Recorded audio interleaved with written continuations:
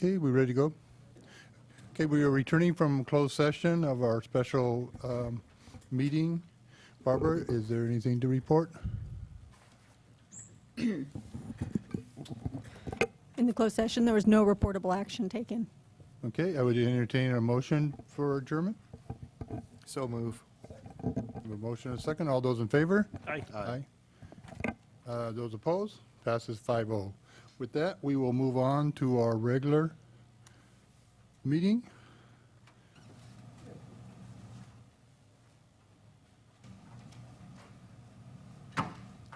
And I apologize that our closed session took a little bit longer than we were expecting, but I want to welcome you all to our regular meeting of the Board of Supervisors for September 9th, and we will be led in the Pledge of Allegiance by Supervisor De La Cruz. Thank you, Mr. Chairman. Ready, salute. Aye.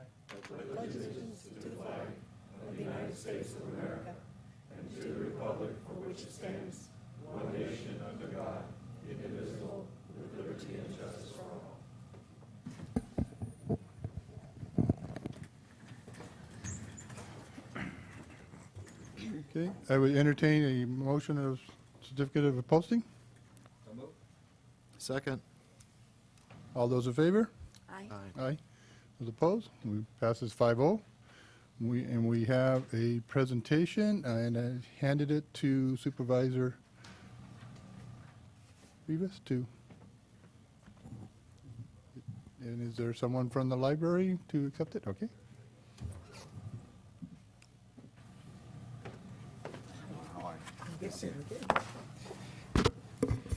Okay, so I'm not sure if we want to make a motion to accept the resolution, and is that required? I will make a motion that we present the certificate of recognition. And I'll second it. Okay, so we have a motion and a second. All those in favor? Aye. Aye. Those opposed? The proclamation passes 5-0. Okay, so San Benito County has a very strong tradition and commitment to universal and family the literacy, and we continue to promote our literacy to our residents of all ages. And so it's so our board is very proud to proclaim the month of September 2014 as Adult Literacy Awareness Month in celebration of International Literacy Day, September 7th, and in honor of the 30th anniversary of the California Library Literacy Services and the San Benito County Free Library Adult Literacy Program. So Nora, you want to take it away? Sure. Thank you, Supervisor Rivas, and good morning to all. This is a really special celebration and proclamation because it attests to the fact that here in San Benito County, as well as in many places throughout the country, we are aware that there are those of us that do not have the ability to read. And many of us have heard, well, I didn't bring my glasses, or the print is too small. It's like it's a secret, a deep, dark secret, and sometimes individuals feel a little bit ashamed of that. But you know, with our literacy programs, there's no reason for that, because there are individuals in the community that will face this dark secret with the individual and will allow them to be all that they can be. The power of reading and the power of knowledge is something wonderful, wonderful to have. It allows you to be all that you can be. It allows you to reach your hopes and your dreams for the future for you and your family. So thank you so much, Board of Supervisors, for doing this proclamation. And on behalf of the friends and myself, the staff, and the learners and the tutors, thank you so very much. For this, we are hoping that you'll be able to come and visit and celebrate that wonderful willingness to promote a love of reading and strengthening the reading skills of all of us. Thank you.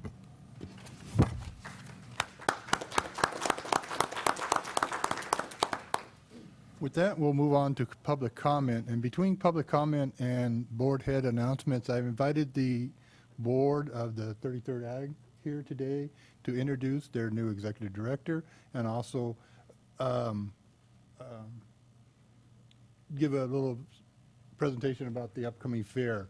So we'll have public comment first, and then we'll have the representative from the 33rd Ag Board come up.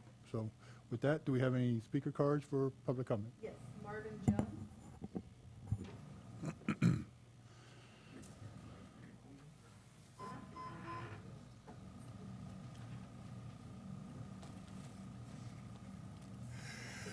Good morning, Board. Lord, it's been a long time since the last meeting. Welcome back. At the last meeting, Mandy Rose, right at 12 o'clock, gave her report on some responses from previous questions, and I did not get a chance to thank her. I want to thank Mandy. Good job. Appreciate it. Wherever you are now, there you are. Thank you, Mandy. Today's topic, I started to bring that Agenda 21 book, you know, that 20-odd-year-old book, nice prop, big yellow book with green Agenda 21 on it. It's too heavy. I just might review some of the things that we've heard from that.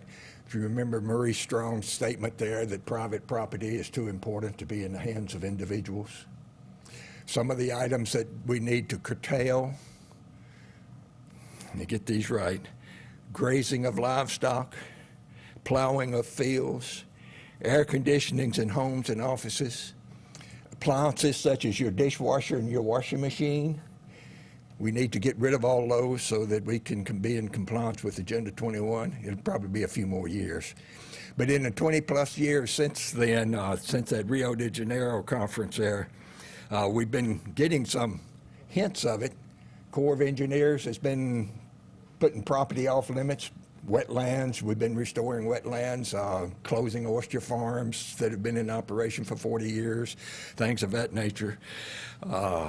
U.S. Forest Service closed off some county roads in Fresno County, would not let the citizens use the county roads. So it was last Memorial Day that the sheriff of Fresno County went out with the Board of Supervisors blessing, and they had a big to-do about cutting the locks and opening the gates to the county roads in Fresno County that the U.S. Forest Service had closed off. It comes to mind of the status of the San Benito County roads in Clear Creek that the Bureau of Land Management closed. I just wondered what the status of those were. You know, the county still denied the use of county roads by the federal government. It was last Saturday, I believe, if you noticed the headlines in the San Jose Mercury that the state of California is now controlling all the water, underground water. That well your great-granddaddy dug back in 1923, and you've been using as private property, private water, is no longer yours. It's now under the control of the state of California. It's coming. It's coming. Now we've got... where are we? Lost my place. If you're for, we've got Measure J coming up, and if you're for government control over private assets, you ought to vote for Measure J. But if you are a person that has some private property, I'll be closing real quick here. If you think private property is compatible, private property being compatible with life, liberty, and the pursuit of happiness, you ought to vote no on Measure J. Thank you.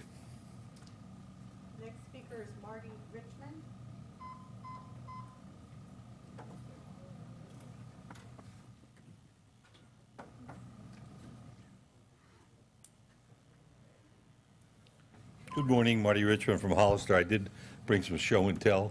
It's coming around. I'll talk about it. I brought some oil information from the U.S. government, so I didn't make it up. This is the last information available. It's from 2012.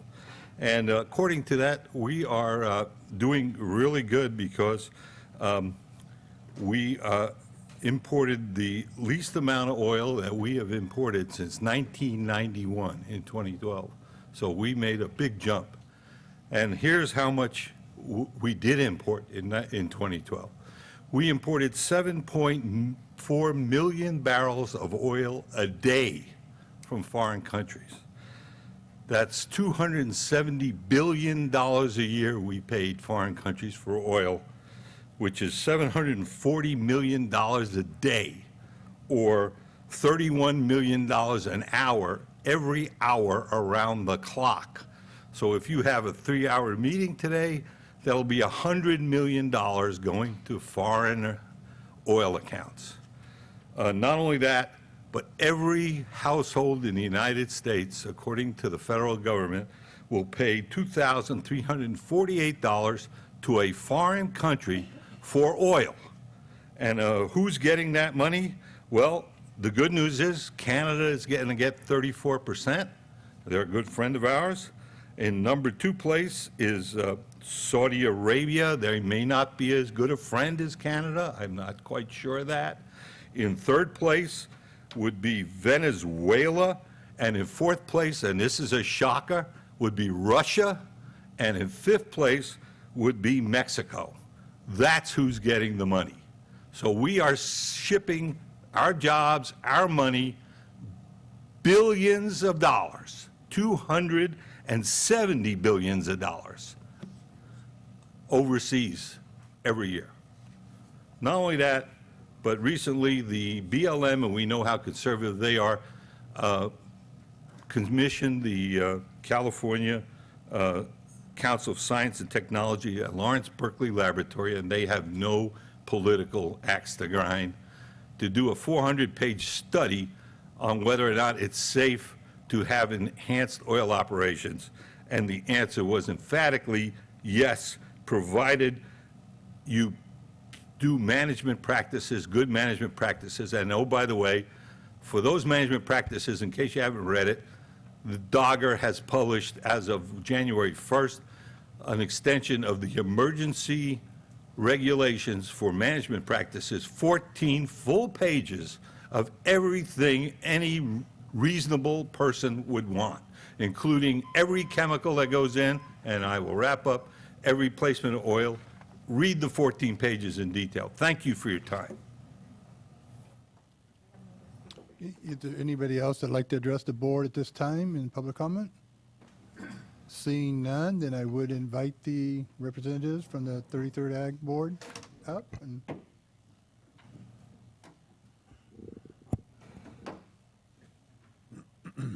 Thank you, Mr. Chair, Board of Supervisors. Mike Cullinan, President of the 33rd. I'd like to, as most of you know, we did hire a new CEO and manager of the San Benito County Fair and Bellotto Park Event Center, and I would like to introduce Donette Carter, who comes from Porterville, as the manager of their chamber for 17 years. So Donette would introduce herself and give a little talk on the upcoming fair. Thank you very much. Donette. Thank you. Good morning, Chairman Munzer and members of the Board of Supervisors. Excited to be a new resident of San Benito County, along with my husband, who actually came here a few months prior. We've received a very warm welcome, and we are definitely enjoying familiarizing ourselves with the area. We have the 91st running of the San Benito County Fair happening October 3rd through the 5th. And when you attend this year, you'll find some improvements, changes, a lot of fun things that are being offered to expand our entertainment area, especially with the very popular Alaskan racing pigs. And we have children's tractor pulls this year we're offering. We have the La Revolucion pro wrestling happening on Sunday, and of course the favorites like the truck pulls and the sand drags, livestock offerings will still be there. And we have also seen an increase in our livestock entries, so we anticipate a much bigger livestock auction happening this year, and we are looking at a record number of vendor booths. We also, I think most folks have seen, we have implemented a brand new sponsorship program that is helping us as far as the sustainability of San Benito County Fair and Bellotto Park Event Center, and a great partnership with an opportunity for us to promote our local businesses in San Benito County and beyond who have partnered with us. So you'll see those changes as well with the addition of booths. And we also want to thank the Sheriff's Department for assisting us as we reconfigure some of the traffic patterns there on site and how the parking works. So that's a great partnership for which we're very grateful. And we invite everyone to come out and join us. All of the tickets and pre-fair packages go on sale starting tomorrow, actually, locally here, and invite you to come out and enjoy your local community fair. Thank you. I just want to comment that I attended the pre-fair dinner Yes. a week or so ago, and it was very well attended. I think you were raising some money for the fair. I'm not sure everybody's aware of, but you're doing $250,000 worth of improvement to the pavilion, is that correct? Yes, $250,000, and again, that is through a partnership of local businesses who have stepped up to partner with the fair to make those improvements. So when you come to the fair, you'll see what has happened so far, and we are still going to have a few more things, and we will end up with a nice grand opening of that probably sometime around January. But yes, a $250,000 investment from the community. But the fairground is looking great, and I'm looking forward to a great fair. I'll be out there every day. Great. So, anyway, I think it should be a great 91st fair. Thank you. It'll be pigs, pies, and we will be having a lot of fun, so. Thank you. Mr. Espinoza, we'll go on to department head announcements. Thank you, Mr. Chair. Yes, we do have a few announcements from the department heads. The first one out of administration, we noticed that there was a typo on item number 10. I wanted to present this to the board. It's on consent. It's on page 156, or actually 157 in your packet. The annual salary for this particular position at step 15.4 should not be $447,676 annually. It should be $47,676. That's it. I was ready to resign and put my application in for that position. Just want to make sure the board and the public were aware of that.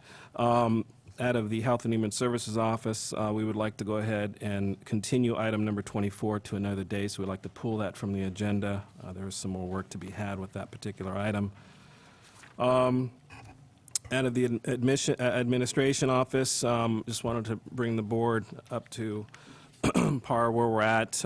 We've actually had a meeting, a kickoff meeting with the Hall of Records remodel project. That meeting was on 9/14. We discussed different items. We had the department heads that will be planning to move in that office space. So we conducted some needs interviews and so forth. So it's just a kickoff meeting. We're going to continue to move forward with that.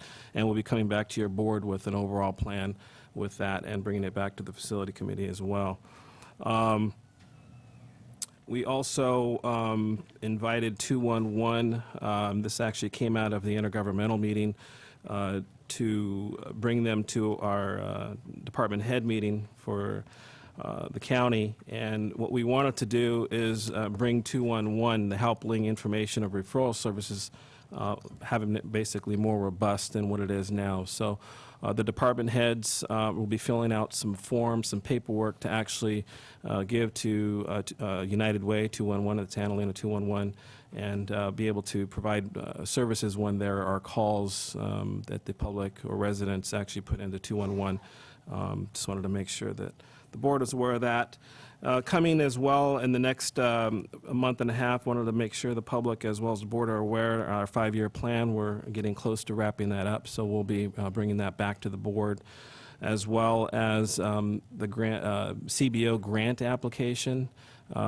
Your board requested administration to come back and have a more robust way of providing grants or providing CBO funding during the budget hearing process. So we'll be coming back to your board as well within the next month and a half. Our optimity study is getting close as well, so that'll be coming back to you in a month and a half. An actuarial study, that's one thing that has been kind of a, I don't know, something that's been an issue with our county, the actuarial with our OPEB, unfunded liability, and we wanted to bring that actuarial back to the board as well as for the public to see what we've done to actually reduce some of those costs in our unfunded liability. So there's some good news there. And one other last thing that we have coming out of our office is court security. We're very close. We've been working with the sheriff's office, and right now CSAC is reviewing our the application that we'll be sending to the DOF. Once that occurs, we'll be sending that off, and we'll be letting the board know when that actually happens. So I just want to make sure the board was aware of the things that are going on in our office. We do have another couple of announcements. Our COG, our interim Director, Mary Gilbert, she has an announcement. Morning, Mr. Chair, members of the board. Actually, I have two announcements this morning. The first is with regard to the San Benito County Fair. The Local Transportation Authority is excited that this year we are again offering a free bus shuttle to the fair all 3 days. So a schedule will be posted on our website, sanbenitocountyexpress.org. So we're happy. It was very popular last year, and we've expanded actually this year what we're offering. And we'll be offering service to San Juan Bautista as well. My second announcement is with regard to the traffic impact fee program. Just wanted to update you that the Council of Governments at our meeting last month did discuss the upcoming update to the study for the traffic impact fee program. We are right now trying to negotiate a contract with a consultant to do that work for us. I received some feedback from the COG board that I'm trying to incorporate into the scope of work for the consultant, and that includes making sure that we're really tied into your general plan update and all the work that's going into that, and assumptions and all that kind of thing. So we want to make sure we're definitely on par. So that's my announcement. Mr. Chairman, I have a question for Mary. Thank you. Do you have in mind a finish date for the impact fee report? Yeah, it'll depend on when we get, really able to kick off. It was about a 9 to 10 month scope schedule that we were looking at. So if we can, if we get kicked off, which I'm thinking will happen in the September-October timeframe, it'll be about 10 months out from that at the most. But again, we want to make sure we're aligning with the general plan update, so we'll make sure that our schedule adjusts for that if we need to. Okay, very good. Thanks. Thank you. Any other questions? Thank you, Mary. We have one more announcement out of the library. We have Honora Conte here, our librarian. Good morning once again to all. I'd like to once again invite you to the Celebration for Literacy on the 18th of September. The festivities start at 2 o'clock, and they culminate ending with the celebration of our literacy collection and the new technology lab. So please feel free and invite others and come to the celebration. Also, I would like to invite you to visit the new III webpage of the library. The reason that I say triple I's is because in our logo it says inform, inspire, and imagine. I would like to thank John Shelley from the IT department for working with us to launch our new website. We have already received quite a bit of commendable remarks about our website because it is not only you will not only be able to view it on the desktop computers, but we have facilitated our website to also be viewed very clearly, and the functionality is wonderful on all the digital devices as well. 211 is on our is on our webpage, and we are participating with them. So please take a look at the III website for the library. Also, I would like to thank many of our civic leaders and teachers that have joined the unity of purpose, of making it happen together. We are working with the County Fair Board and trying to put together Reading to the Children, where we've located the bookmobile. So that's going to be happening, and I appreciate that the county fair has extended this opportunity to us to go to our bookmobile to go to the fair on Saturday, October 4th, and many folks on our board, our CAO, will also be reading there. So thank you so very much. Any questions of our librarian? No? Okay. That's all the announcements. Okay, with that, we'll move on to board announcements. Supervisor Patel? Thank you, Mr. Chairman. I want to express some gratitude to the Public Works Department, particularly your engineer department, and the quick response to some questions that the San Bernardino Fire Safe Council had. In the effort of getting a grant application in for a shaded fuel break project up the San Juan Canyon, and that was very instrumental to get the grant application in, and we appreciate the time that the Public Works spent on that. So I want to express that gratitude. Thank you. Supervisor Various? Yeah, thank you, Mr. Chair. I want to welcome Donnette. I know she came up to the podium, but I want to say a special welcome, and I met with her regarding Balado Golf, and it was just a pleasure working with you. I think we're very fortunate to have your knowledge and your experience here in San Benito County.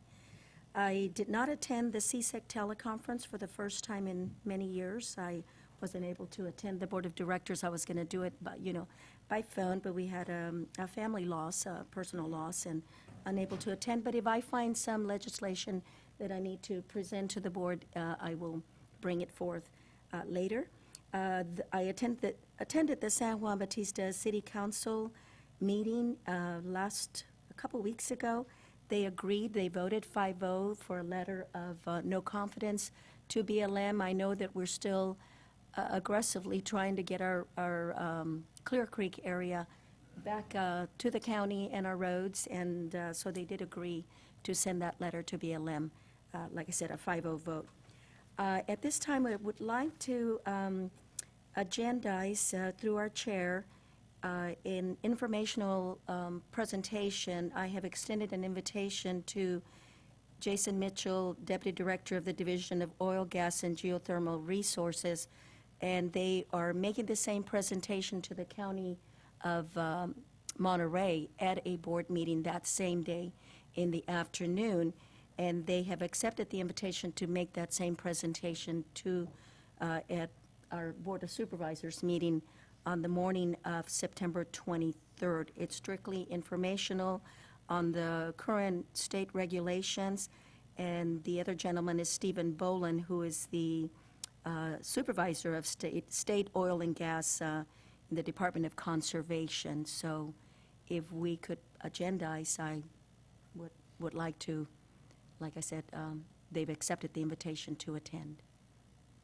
So. I can agendize that. Yeah. Okay. And I'll talk to our CAO. The morning would work best for them, and they could be here around 9:30, or present at 9:30. Yeah, we'll make sure to schedule that first thing in the meeting. Okay? Yeah. Thank you. Thank you, Mr. Chair. That's all. Mr. Bertello, Supervisor Bertello, do you have a? Yeah, I just, perhaps enough time should be given. I'm sure that's a great presentation, and we absolutely need to inform the public as far as what the state regulatory agencies are doing for the oil and gas industry. And there probably will be some, public comment, or perhaps some people from that Measure J committee would like to comment as well. There could be a short period of time available for that. Maybe it might be appropriate just to educate the entire, community as far as both sides of the issue.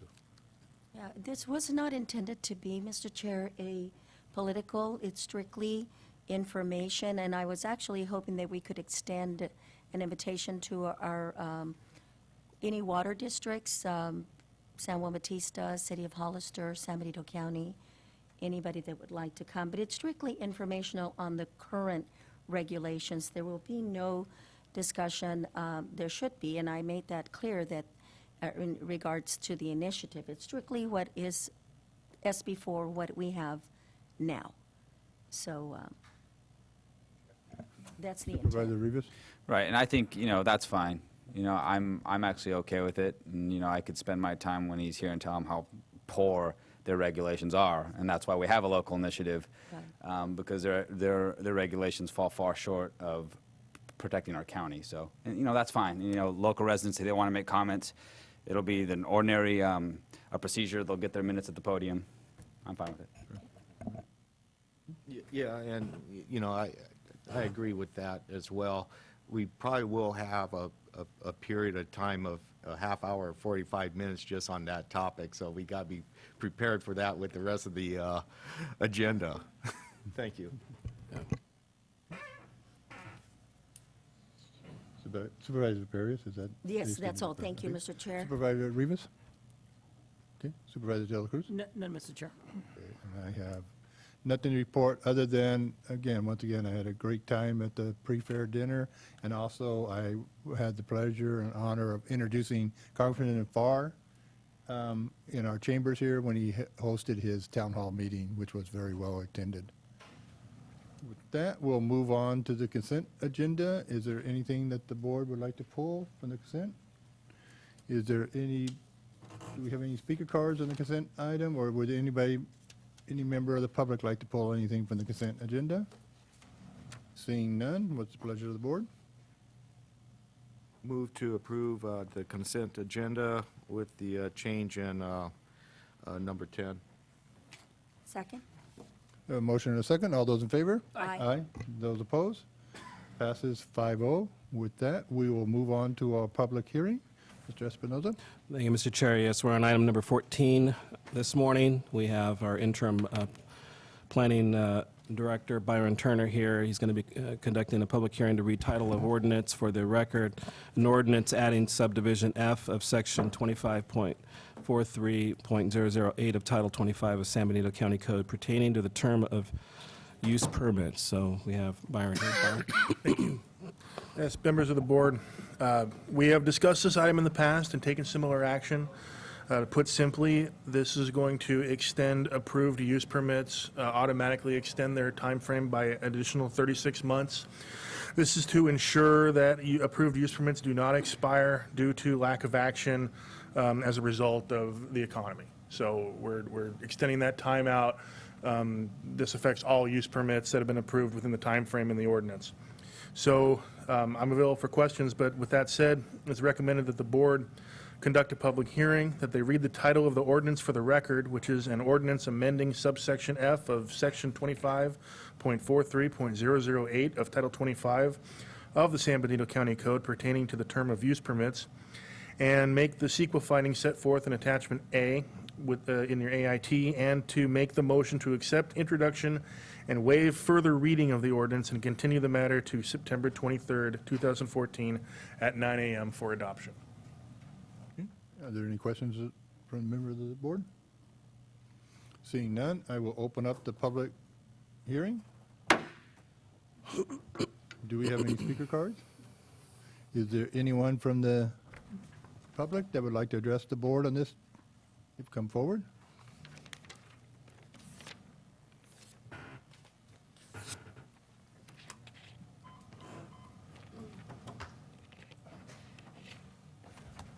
Good morning. My name is Joseph Nels. I am a resident of San Benito County for the last 3 years. I'm a father of 2, and also I'm a sinner, just to put that out there. My experience of why I'm coming up here is that I am a disabled veteran where I was a machinist in the U.S. Navy where I worked on desalinization projects. I also am an environmental professional as well as a watershed certificate holder. Water is vital for our life, and while I understand the budget constraints on allowing the permitting process to be extended, my request is that we ask, or a modification, to take off permits that have water that are subject to it. The reason for this is that all of our watershed right now is over the EPA's 10 parts per million for the nitrates. We have 2 in our subbasins which are over the TDS limits. We have 1 Superfund site, which is up in New Idria, which is allowing mercury into our water. We have 4 open geotracking systems, 2 of them which are in the San Benito River currently, which have had no mitigation done to them whatsoever. I used to live in West Virginia, and why is that important? Because there was coal miners there. Coal miners used to take canaries into the coal mines to tell if there was poisonous gas that was coming off. If the canary died, they all left. Well, according to the EPA, the reason that we know that our water is bad is because of frogs and salamanders, right? While I may not care too much about frogs or salamanders, I care about the water that I drink. Currently, we have a violation of a permit which is out on US 25 across from Bellato Park, which was bringing in trash into our watershed, which is an open permit since 2002. My request to the Board of Supervisors is that you amend this to disallow any permit extension regarding water. Thank you. No, I didn't. Okay, thank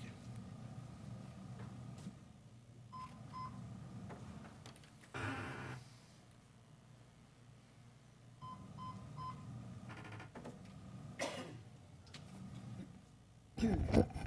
Richard Betancourt, 4140 Southside Road. I was on the Planning Commission for 8 years, and a lot of those issues that are permits that Ryan's talking about, all of them have met county code. And if you listen to that gentleman, then you're going to have to change the code. That's all I got to say. Anyone else would like to address the board at this time? Seeing none, I'm going to close the public hearing. What's the pleasure of the board? I have a question of Byron, if I could. Byron, an extension of time on these permits does not mean that we do not address any conditions that we have put on these permits. And these conditions would be pertaining to many things, and water could be one of those. So that we will still continue to monitor and to make sure that those conditions are met. Yes. If they haven't been met yet. Yes, the intent of the extension is to address projects that have been approved but have yet to be constructed. So when they are constructed, because typically there's an expiration date that happens after approval with conditions, but this does not affect our ability to enforce conditions, to review conditions, and to look at all our use permits and bring them back to the Planning Commission if necessary, if there's a violation. So it isn't a free ticket to just do as you please for the next 3 years? I mean, we are still, they have to abide by our strict, what Yes. I consider our strict county ordinances Yes. and regulations. Okay, thank you. Thank you, Mr. Chair.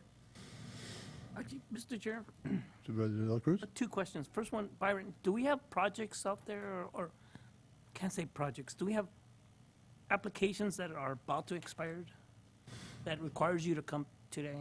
We have multiple use permit application or approvals out there that have yet to be constructed. They're anything from cell towers to senior second units to solar plants. And then my second part is, in terms of regulations and policies, they're stamped, subject to the day of when we approve them, that they're subject to those policies and They're regulations. subject to the right? conditions of So if we approval, were yes. to change things, say, in 2 weeks from now, they're still subject to the set conditions at the time we approve, right? That's correct.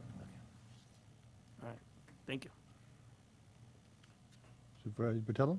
Yeah, I'm pretty sensitive to the water issue. I appreciate the gentleman coming up and, raising a concern that we have to pay attention to the quality of water and what we're doing in this county.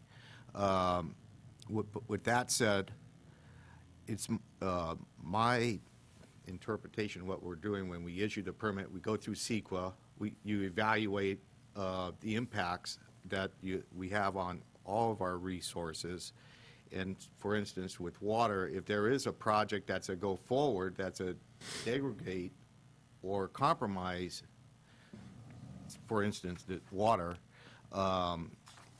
there has to be mitigation measures put in place within the use permit that would not allow that to happen. Is that a fair statement? Yes, we'd be addressing it at the application period and with the Planning Commission.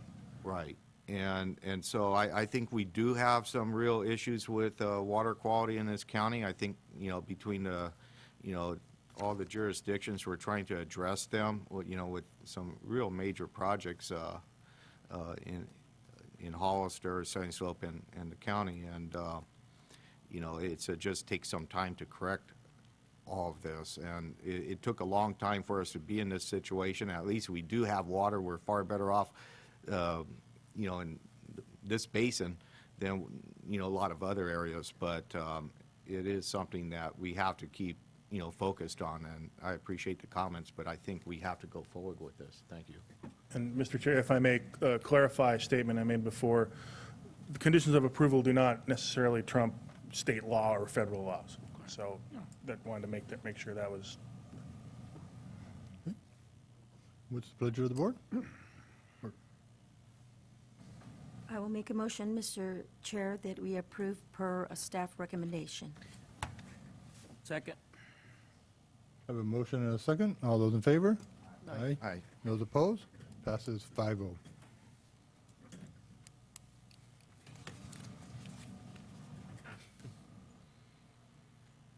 Okay, and with that, we'll move on to our regular agenda. Thank you, Mr. Chair. Yes, we're on item number 15. This will be coming out of our assessor's office. We have Tom Slavich here, our assessor, and he'll be presenting to your board the 2014-15 annual report and assessor's report. Tom? Morning, Mr. Chair, members of the board. I just wanted to go over the annual report with you.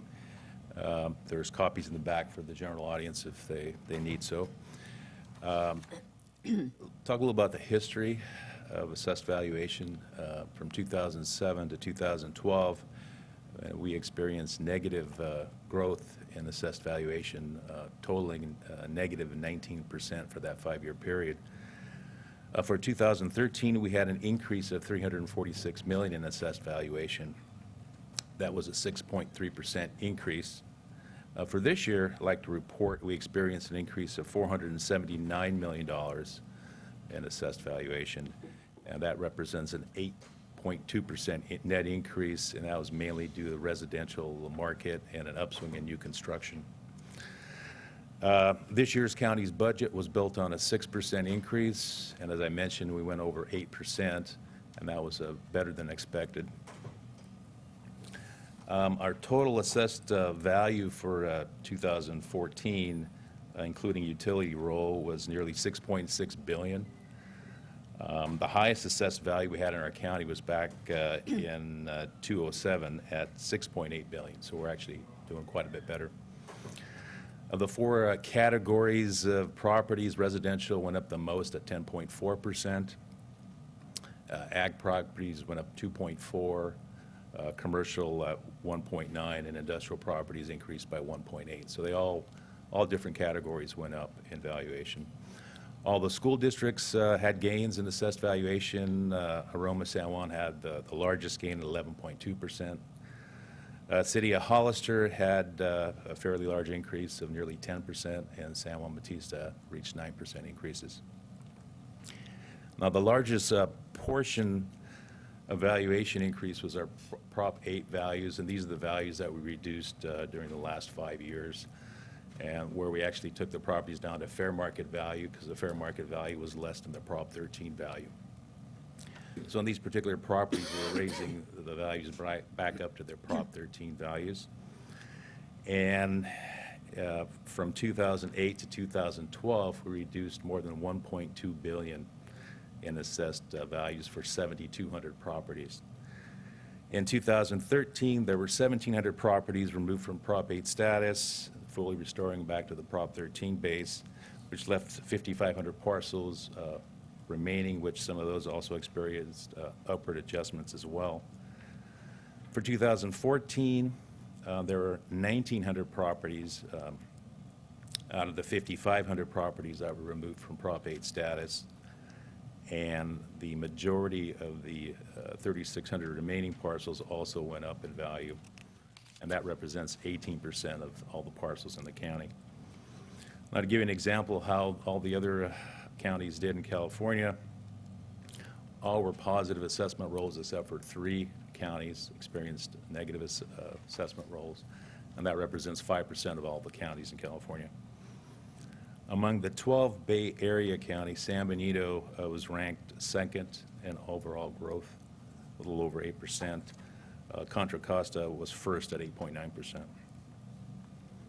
The top 5 counties, Stanislaus was number 1 at 11.5, followed by Merced at 9.4, San Joaquin at 9.2, Contra Costa number 4 at 8.9, and San Benito again number 5 at 8%. Neighboring counties did equally well. Their relatively evaluations were Santa Clara at 6.7, Monterey 6%, and Santa Cruz 7%.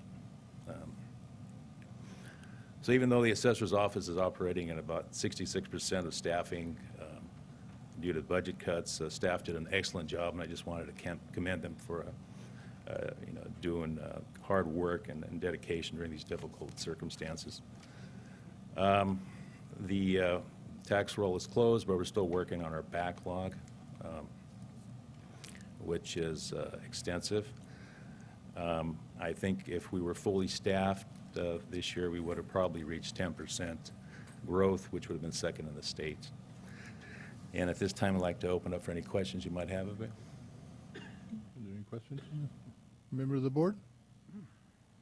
Just a comment, thank you for this great report. It's encouraging for San Benito County. And did I hear you right that we're in the top 5 of the? Top 5. Top 5. Assessment growth. In the assessment role. And in clarification, if we had had more staffing, is it, you're saying that it's possible that it could have been even, I think number 2. we would have been number 2? And how soon do you think, Tom, that we will get to the point where we will actually be, have everything at where it should be? How much time do you think this is going to take? Probably several years. Several years, okay. So with the same staff that you have now? Yes, the next agenda item is going to be asking for more staff, but. I know. I just want to point out that San Benito County could be experiencing greater dollars if we do the right thing. Are you doing preempt, Margie? Thank you. Thank you, Tom. Sure. Supervisor Patella? Yeah, well, what we did was give property owners a tax break. I was Santa Claus from 2008 to 2012, and no longer, so. Right, yeah, but we're headed in the right direction, but we still have, quite a ways to go before, as a county, that we consider ourselves recovered, even if we get to the point where our valuations are pre-recession levels. We have a inflationary factor that needs to be played into as well, I would think. Right. Well, I think for next year, we'll probably exceed the 2007 level. Yeah. Probably reaching or surpassing $7 billion in total assessed value. That's kind of an early forecast. Yeah. And as a board member, we realize your office is understaffed, and they do a great job down there. You've done a great job as far as keeping,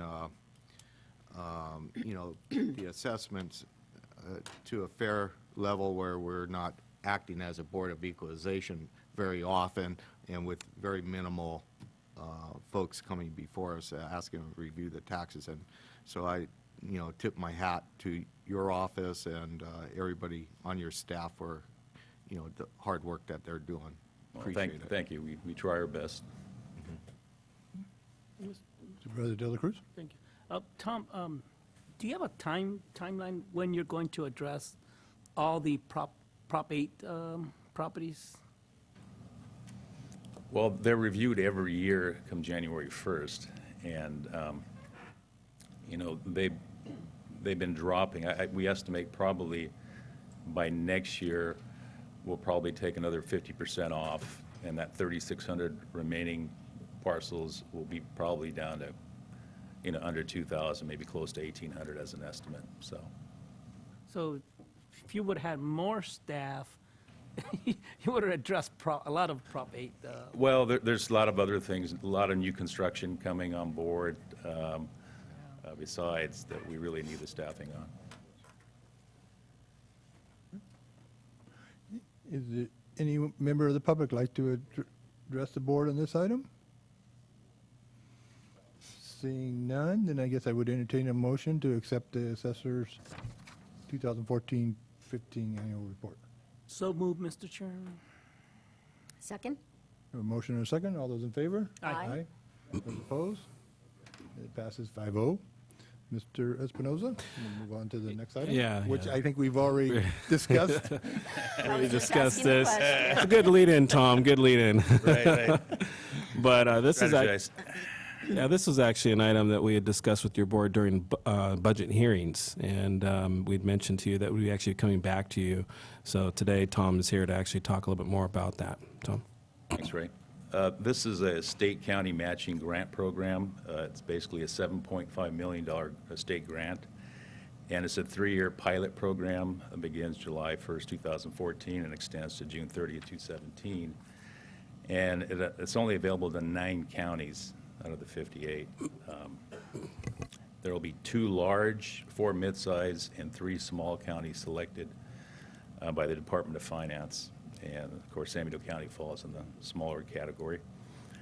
And for those smaller counties, there'll be roughly $150,000 annually. It's a match, so the county has to put up the $150,000. The good news is that you already gave me over $150,000 during the budget, so that actually qualifies for the match. The application is due September the 15th in 6 days. Department of Finance will review and notify the counties selected by October 15th, and actually issue funds by October 22nd. So our plans are to hire at least 2 people in the office, limited term positions. And this basically would provide our office with the resources to timely assess property and reduce the appraisal backlog in the assessor's office. So this resolution before you today authorizes the assessor to go and put in the application with the Department of Finance for the grant. But I have a question, Tom, but we have to commit for the following fiscal year to make sure that we commit to those 150,000, correct? Yeah, well, the 150,000, as long as you already provided the 150, as long as you keep that 150, that's the match. Going, okay. Going. So if we don't reduce your budget by- Yeah, if you reduce my budget, then that could be a problem. that could be a problem, so we Yeah. need to, The plan is not to do that. The plan I is know. to put it in the budget. and that'll give him what he needs, okay. So I got a quick budget question. Ray, so for this grant, for this, moving forward, these 3 years, the baseline, we just established the baseline budget for him, right? Any reduction in $1 from this base year is a reduction to the grant? Could be, or it could be something else. It could be supplies, or it could be something else, but we wouldn't want to do that. We'd probably want to be addressing that and probably increasing his budget if at all possible. But the plan is to budget the $150,000 this year as well as the following years for this. That was, we were looking at a strategy to, limited term personnel and other avenues to make sure that, we can get the staff in that he needs right now and then reevaluate it later on when the time comes. We can look at it, and if we need to bring on staffing permanently, then we would do that. We'll come back to your board, but if not, we'll just do without. So that was the plan. So you have 3 years to find other money. Well, this is a 3-year pilot program, so Right. if it's successful, then they'll keep continuing it. The last one we had during the 90s, from a 9-year program that we were on, we were getting $90,000 every year.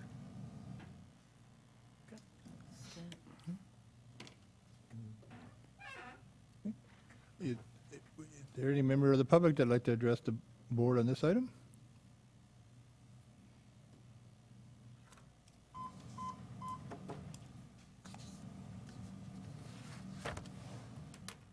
Thank you. I'm Marty Richmond again. Several years ago, you probably all know that Atlantic City is failing right now, and they're closing up all the casinos. And New Jersey's got a lot of problems with their thing. Several years ago, they had some labor issues between the people who work for the state of New Jersey and New Jersey.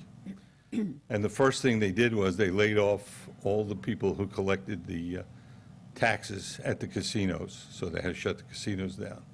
And I remember saying to myself at the time is, the people who are anywhere in the process that generates the revenue, and Tom's office is, you never want to lay them off, okay? They're the last people you ever want to either lay off or leave shorthanded, because every problem there ripples into your revenue collections. So I know that there are elected officials. He's an elected official, and Joe Paul's an elected official. So, but the people who generate the primary money functions, do the assessments, collect the taxes, distribute the money, and all that, should get top priority for funding, because they're the people in one way or another that wind up getting everybody paid. Everybody below them. If the money doesn't come in, the money doesn't go out. So I hope you will fund those functions adequately, even though they are technically independent operators because they're elected officials. But the people who work for them work for you, so it's a little complicated. But I hope you find the money to fund them. Thank you.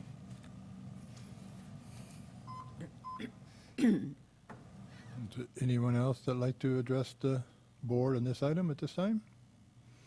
Seeing none, I'll bring it back to the board.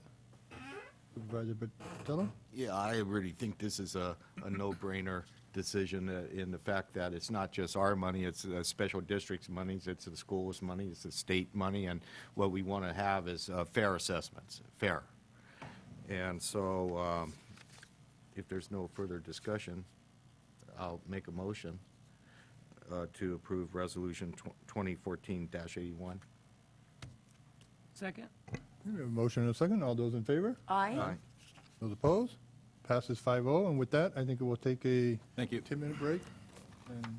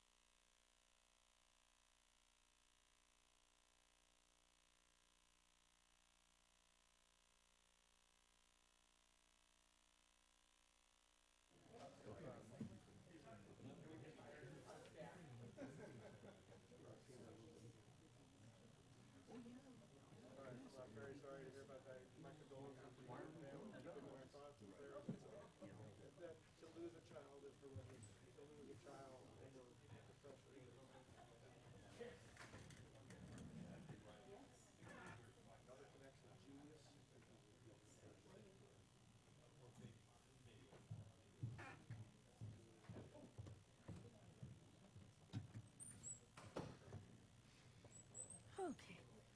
So are you doing okay?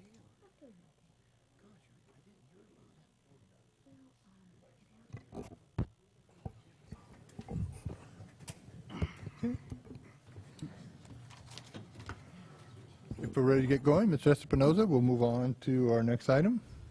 Thank you, Mr. Chair. Yes, your board at a couple of meetings ago had requested, actually Supervisor Robert Rivas actually requested this particular item to be on the agenda. So I'd like to defer on this particular item, the intro, to Supervisor Rivas. All right, thank you, Mr. CAO. I'm really excited to speak on behalf of this item because I believe that this is a great opportunity for our board and for our county. You know, obviously, as we all know, we're in the midst of a severe drought. And as board members, there's very little that we can do, right? I mean, you know, we can preach about conservation. You know, my lawns in the back are destroyed. They're brown and ugly. Well, actually, they're gone.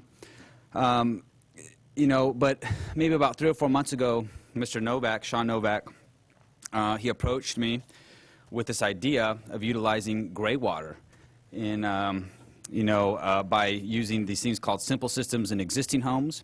But really what intrigued me was a policy option for our board, and that's why I'm excited to talk about this, because I think it's important that the county take the lead. And it's an option to require gray water for new construction in what's called complex systems. Because if you think of our situation, we're in the process of updating our general plan, which should be completed by the end of the year. We are going to have new applications for new residential growth, and I think that this is the time to adopt the appropriate ordinance to require gray water for new construction, because what it would do is, rather than sit back as supervisors and preach about the conservation of water and whatnot, but this is a real opportunity for us to take action as a board.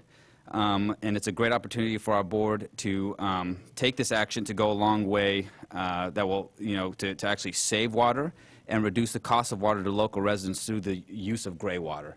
And I've invited my friend Sean here. As you know, we all know Sean Novak. He does the Growing Green show on CMAP. But I've invited Sean here to talk about the potential use of gray water in our community and for our county, and how as a board we can take this proactive step to requiring new gray water systems for new construction. So thanks, Sean. Good morning, Supervisors.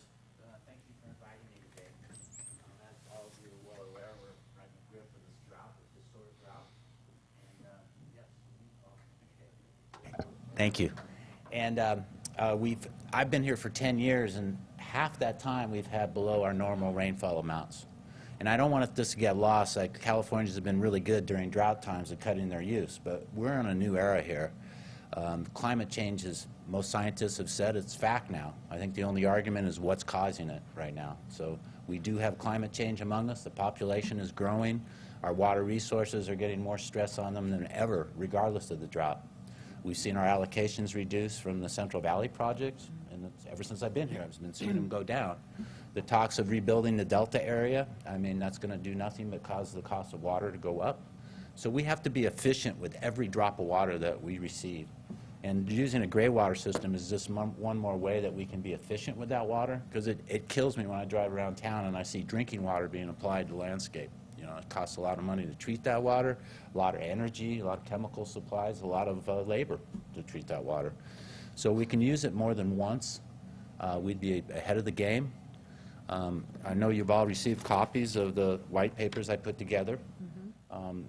This is not a new concept. I've been talking to Supervisor De La Cruz about this for 10 years now. I know he approached me on it. And it's been worked in many communities, especially in the Southwest, and Arizona, New Mexico, Texas have already adopted gray water laws for new construction. And I do know a lot of people are worried about, well, what about the cost for contractors? But basically, when you're doing this, all I think should be done is to have what's called a branch drain system, and that allows water from the drain in the bathroom sink, your shower or tub, to be distributed out to the landscape area. And then it would be up to the homeowners to actually hook up the rest of the components for that system to work. So you're not really adding any construction costs, you're just diverting a drain out to the outside area. So it's not going to be a big cost to contractors.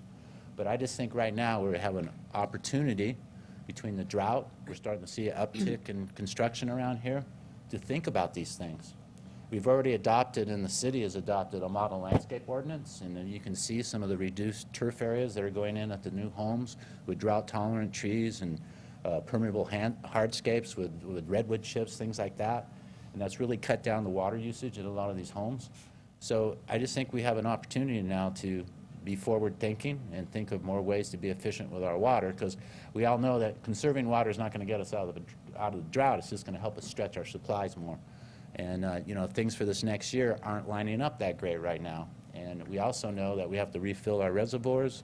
The groundwater needs to be repercolated. There's environmental concerns that need to be taken care of. So even if we do get good rain this year, it's doubtful that we're going to have a lot of water that we can, you know, use to allocate to the farmers and everywhere else. So anyway, I wanted you to consider this. The simple systems that Supervisor Rivas talked about are essentially what are called laundry to landscape systems, and it's basically taking the water from your washing machine and diverting it to outside. No permit is needed for that, but I do see a lot of local jurisdictions are having people fill out what's called notifications, and this way they receive the proper education and information on how to do one of those systems. Because, you know, quite frankly, at my house right now, I just punched a hole through the drywall of my garage and I drug the hose out from my washing machine out into my yard. And that takes care of all my water needs. I don't have much landscape to begin with, but I don't need to use any of the water from the hose bib, so that's very helpful. You don't need a permit for that, but I do want to provide education and some kind of process for people to do that correctly. But I think we need to think about new construction is where the opportunity is, because to go in and retrofit a home, to get that water from the bathroom sink and the shower, it's just not cost effective. When you're building the house is the time to do that. So I wanted to bring that to your attention and hope you consider that. I know 20 years ago, we were adding on to our house at the time, and we were reconfiguring our laundry room, and we were going to extend the water from the washing machine out into a little family orchard, and the county told us we could not do that. So when you say there's no permit needed. Yeah, in 2009, they added Chapter 16A to the plumbing code, and that was right on the heels. Remember all that we had like a drought at the end of that time, and the legislation came out of the state legislature for SB 7X for the 20% reduction. The model landscape ordinance came out of there, and they rewrote a new chapter for reusing water, and that was part of that provision. Oh, okay. So they loosened up control over the laundry system, making no permit required. But then the more complex system, which is defined as anything over 250 gallons a day, would need to be permitted. Okay, okay, thank you. I'd just like to say, you know, 20 years ago, I saw the value of this. Whether we're in a drought or not in a drought, I feel using gray water for landscaping is the right way to go, and I would wholeheartedly support whatever we need to do to take the next step to go forward. I think we need to look at new construction, utilizing gray water systems, and also have the construction prep for solar systems. You know, we need to start looking forward to our energy needs. And I wholeheartedly support this. With that, I'll open it up to any other board members. You know, Mr. Chair, I wholeheartedly agree. Thank you. I commend you, Supervisor Rivas, for bringing this forward. I think with new construction, we can start planning on how we're going to write this up so that it's a requirement, and this way the new construction can do it up front rather than later. Yeah. I think we can all play a part. How do people, though, that are renters, how do they play a part in this? Because certainly they cannot go in and do that. Right. What I started doing 3 years ago is, we don't use the gray water, but we will.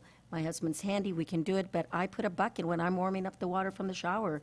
Goes into a bucket, my family's doing that, they put it out in the, and that's what you have to do. So what do we do about people that are renting? It's essentially provide them with education and stuff, so maybe they can go to their landlord or the owner of the house and have them or have buckets and And buckets. use that in and, you water know, plants. My agency, I invite people out to the, you were talking about the fair earlier, and we'll be out there with tips like that people can utilize immediately. So, you know, we have services that people can start conserving water, whether you're a renter or whatever, Okay, well, immediately. that's good. Yeah, yeah. Yeah, so But, I you will know, support it. Whatever we do at this level to go forward, I certainly will support that. Thank you, Mr. Chair.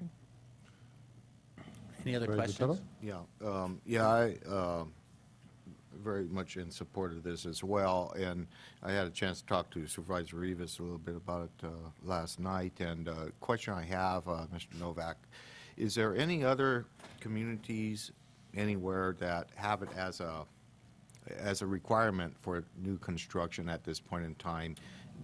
I included in the packet here, the appendices on here from Arizona. I believe it's the Cottonwood Development. There's Arizona, Nevada, and Texas all have been dealing with gray water and making it mandatory on new constructions in their states. And I had some information that's included in the papers I put together. But I'd be glad to give you more examples, because this is not new science. It's not new methods. It's been used for years. And so, but just recently, it's been used in new construction for some of these hotter climates in Arizona, and Nevada is another one as well. Right, but we would be relatively trailblazers here in California with it? I think so, yeah, because I mean, some of the more aggressive counties have been over in the coastal areas, and most of those areas are built out as far as new tracks coming in and things like that. So we're the next line behind the coast, and we see an uptick on the construction here. So I really think now is the time to really implement something like this. Yeah, I wholeheartedly agree. You know, our water situation isn't a problem just because we're in a drought. That just magnifies it. But even when we come out of a drought, this is a growing state. Water is going to continue to be very, very expensive for, you know, municipal purposes. Very much so. And truly, landscaping adds to the value of the community and quality of life. I think it's very important to have landscaping around homes. Sure. And if we could utilize, you know, secondary water, that makes a lot of sense to me. And I'd like to pursue this. I think we have to have more public input and discussions if we're serious about incorporating this as far as a requirement. But maybe this is a first introductory step. Mr. Chair. Supervisor De La Cruz? Thank you. I remember attending a CSAC conference, and one of those exhibit halls, there was a vendor that had on his top of his vendor both gray water. And I didn't know at the time what it was, so I just stepped up and I listened to the gentleman, and it was interesting because he was telling us about how a lot of people waste a lot of water just the moment when they take a shower. And the memory brought back when Supervisor Barlow was saying about what efforts they try to do. And the gentleman was telling me there's actually a mechanism in which when you turn on the shower in the morning, there's a button you push, and that water goes into a holding tank in the ground. And then when you feel that the water's warm, you press the other button, so then it becomes regular flow. Right. And that's where the idea came back, and I came back to the board and made a presentation back in, 2006, 2008. And at the time, the board thought it was just not a smart idea, I guess, at that time. And what I wanted to do with the support of the board was to create like a score system for those permits for new construction. So if you implement in your construction project solar panels, alternative energy, and saving water, you will get more points, or your project will become ahead of other projects. And just those ideas just didn't plan out. But I guess today that water is now our precious material, precious commodity, I think we need to revisit those concepts and talk about those in greater detail. And I agree with Supervisor Batalo that public input needs And new needs more time. technology is innovating things all the time. I was just at Home Depot, and they're selling a toilet now that can attach to your bathroom sink, so it fills up the back of the toilet with water going down the drain. So, I mean, stuff like that, I mean, I know we can't make that a requirement, but I mean, I see the technology evolving rapidly here, so it's a good thing. I have one more comment, Mr. Chair. You know, the old saying, no good deed goes unpunished. And I'm thinking, I'm envisioning people trying to do this and not putting it in a drum and putting them in buckets, and them sitting out there and water collecting, and we've got, the mosquito thing to be worried about. I think that education also needs to make sure Very much. that people are told that you can't leave it there and not have it Very much. Yeah, there's- uncovered, because there's- we can create a greater problem by Sure, having sure, and water there's, sitting you there. know, you have to be careful what soap you use and how that's laid out into the landscape and things like that. There's some precautions to take. Yeah, there certainly are. But there have been no reported incidents of people getting sick or anything like that from gray water. So, you know, if you take a few precautions, it can be a great thing to assist us in supplementing our water supply. Yeah, but to recommend that they are in drums, that the water's sealed so that it doesn't, invite Yeah, mosquitoes and things to sit if they don't use it for a Well, while. and you have to use it within 24 hours or it 24 starts hours, going yeah. septic on you, and it has to infiltrate into your landscape. And that's why a mulch bed has to be put out there to Right. allow it to infiltrate. You can see the same thing in front of Walgreens, the new Walgreens. Yes. They did the bioswale type by this. The Right. same idea to rapidly deploy that water into the groundwater To the table. ground. Okay, thank you, thank you. So, Mr. Chair, I think as kind of a next step, with approval of the board, obviously, that, maybe we have an ad hoc a committee that works with our staff and with the Water Resources Association to draft up, maybe to come up with a draft ordinance as far as, requiring gray water systems for new construction. And I don't want to attach like a time frame on it, but I think between our staff and our board and the Water Resources Association, we can get something within, hopefully prior to the, an adoption of the new general plan, before we can, get, so we can capture some of the new construction that we're anticipating. That's my thought. Well, I'm a resource. Please use me, and I'd be more than happy to put any type of work into that, whatever's needed.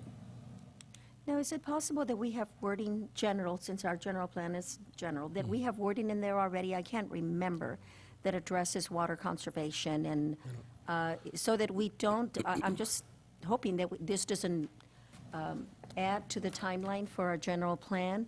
And if we have that wording already, There are general policies about conservation in the general plan, nothing that's going to say, that necessarily directs the county to enact an ordinance, but nothing prohibiting them from doing that either. okay. So we may have covered that already in order to move We forward may with that. not, we may not need a general plan amendment to enact Okay, the good. ordinance. All right. Mr. Chair, Byron, God, correct me if I'm wrong, we still go through the point system, right?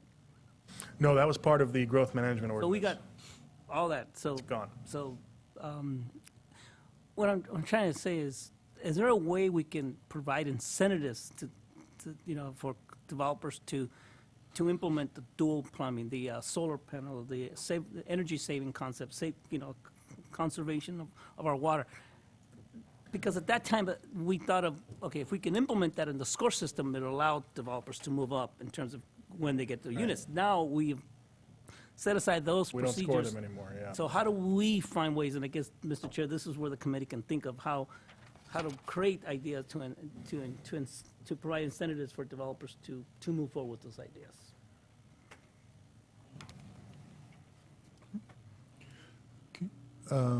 Let me open it up to the public. Is there anybody from the public that would like to speak on this item?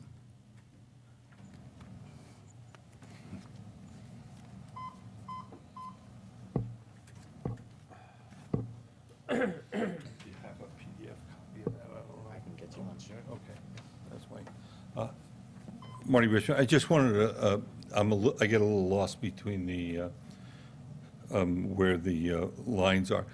If you pass that as a county ordinance, would it apply to the city or not? Question. No.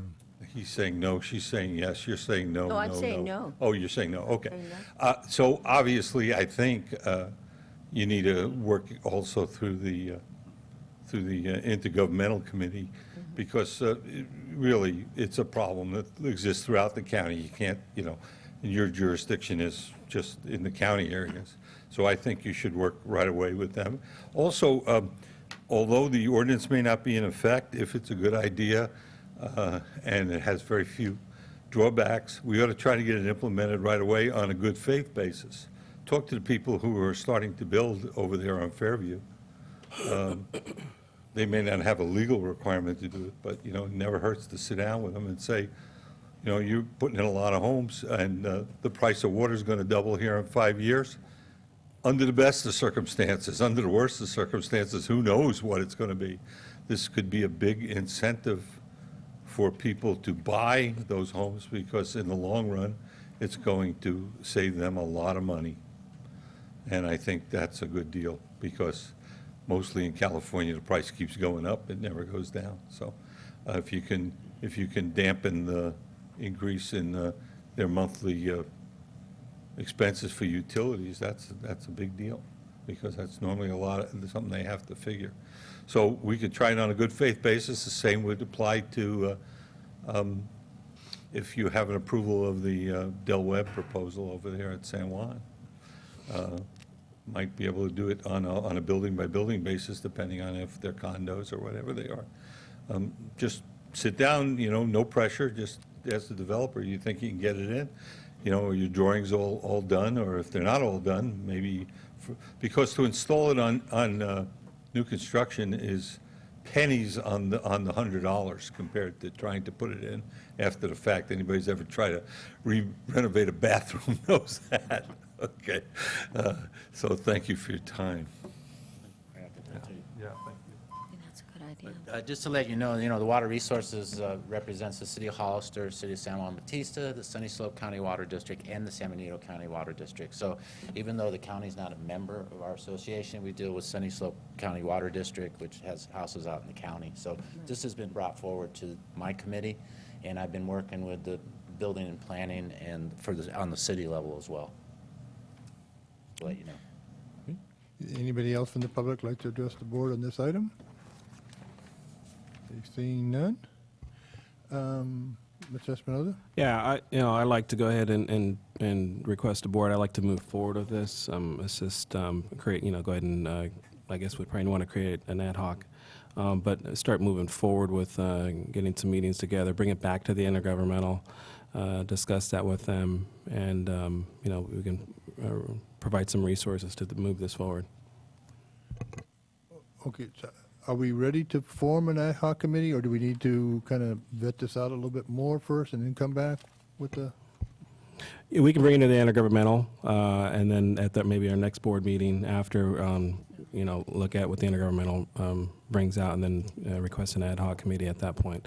But I think it'd still be good internally to discuss with planning, public works, legal staff as well. Getting that ground basis first move forward. So you'll agendize this for our next meeting again? And I guess the only comment I have to make is the mayor of Velasquez is well aware of this plan. He's had this report on his desk for about 3 or 4 months. So now it's, I'm looking for his leadership to step up and lead his city to, in the direction that this board is going to move in. So, thank you. Very good. Okay, thank you, everybody. Thank you, Sean. Okay, we'll move on. Mr. Espinoza? We're on item number 18 this morning, still this morning. We've invited our city police chief, David Westrick, here to give our board a quarterly report for animal control. So, David?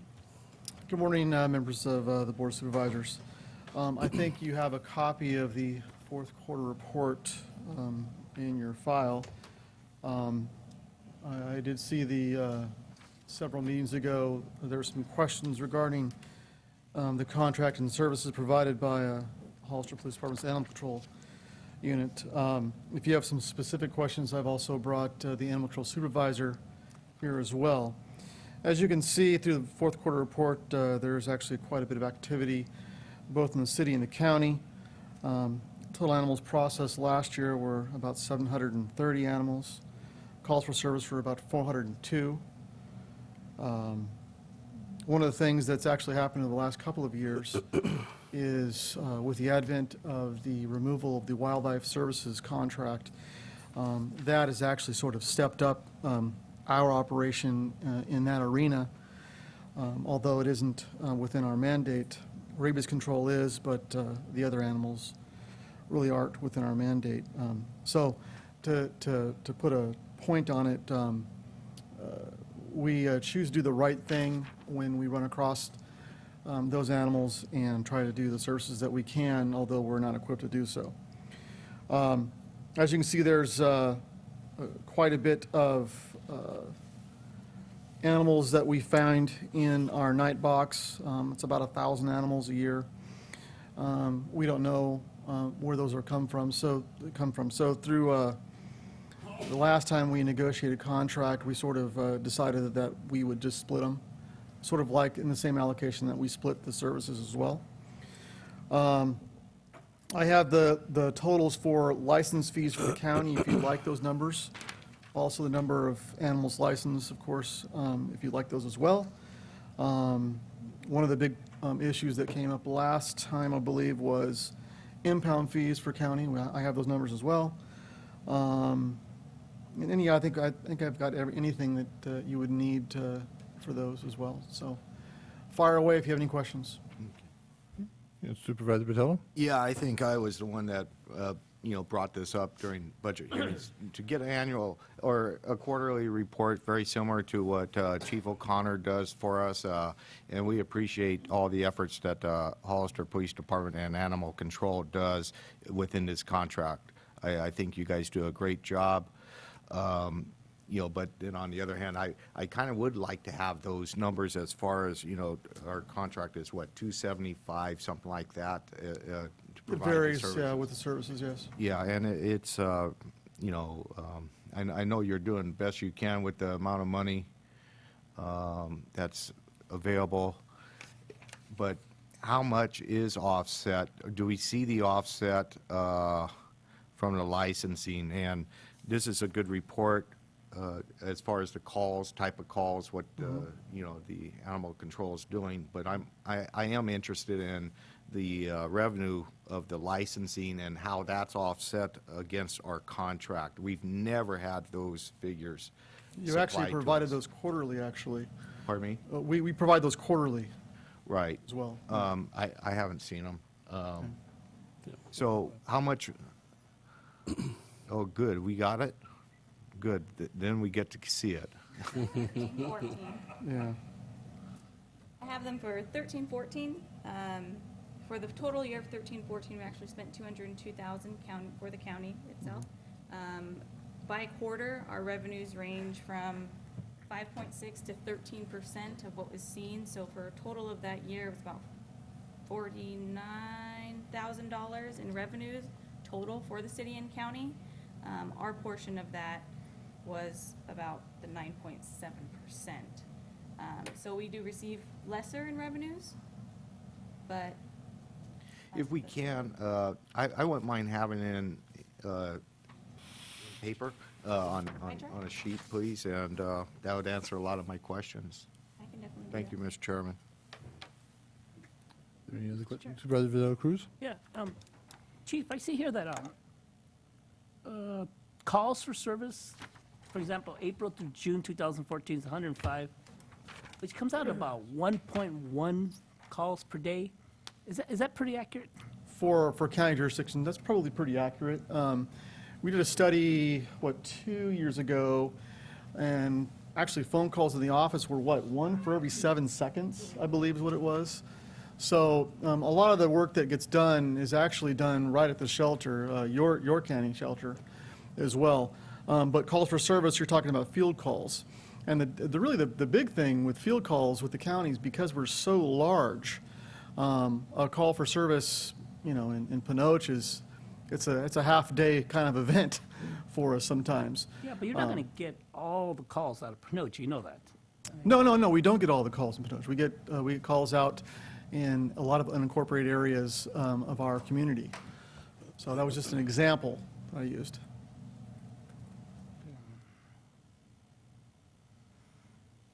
And this is just the county's data, right? Yes. Not the city, okay. Okay, all right, thank you, Mr. Chair. Chief, there's been some questions, and a couple of these memos we received. The county is responsible for 55% of actual expenses. It's broken down a little bit differently than that, but essentially it's 54%. Okay. Yes. But, so, of the animal control budget, we're responsible for 55% of the budget? Less the capital improvements, yes. You don't do any of the capital improvements at all. So it's the facility itself. But, and where are the majority of the calls for services coming from? The majority is from the city of Hollister. But you feel because you have to go further out to deal with a county call, we end up paying the lion's share of the That's actually not true. The equation that we've used for many years has actually kind of worked really well, is the mileage that we've logged for the calls for service and the time that we've used for calls of service. So it works out to, actually, it's actually a pretty good deal that we found out, actually, for the county. Mandate for the county is really 3 mandates.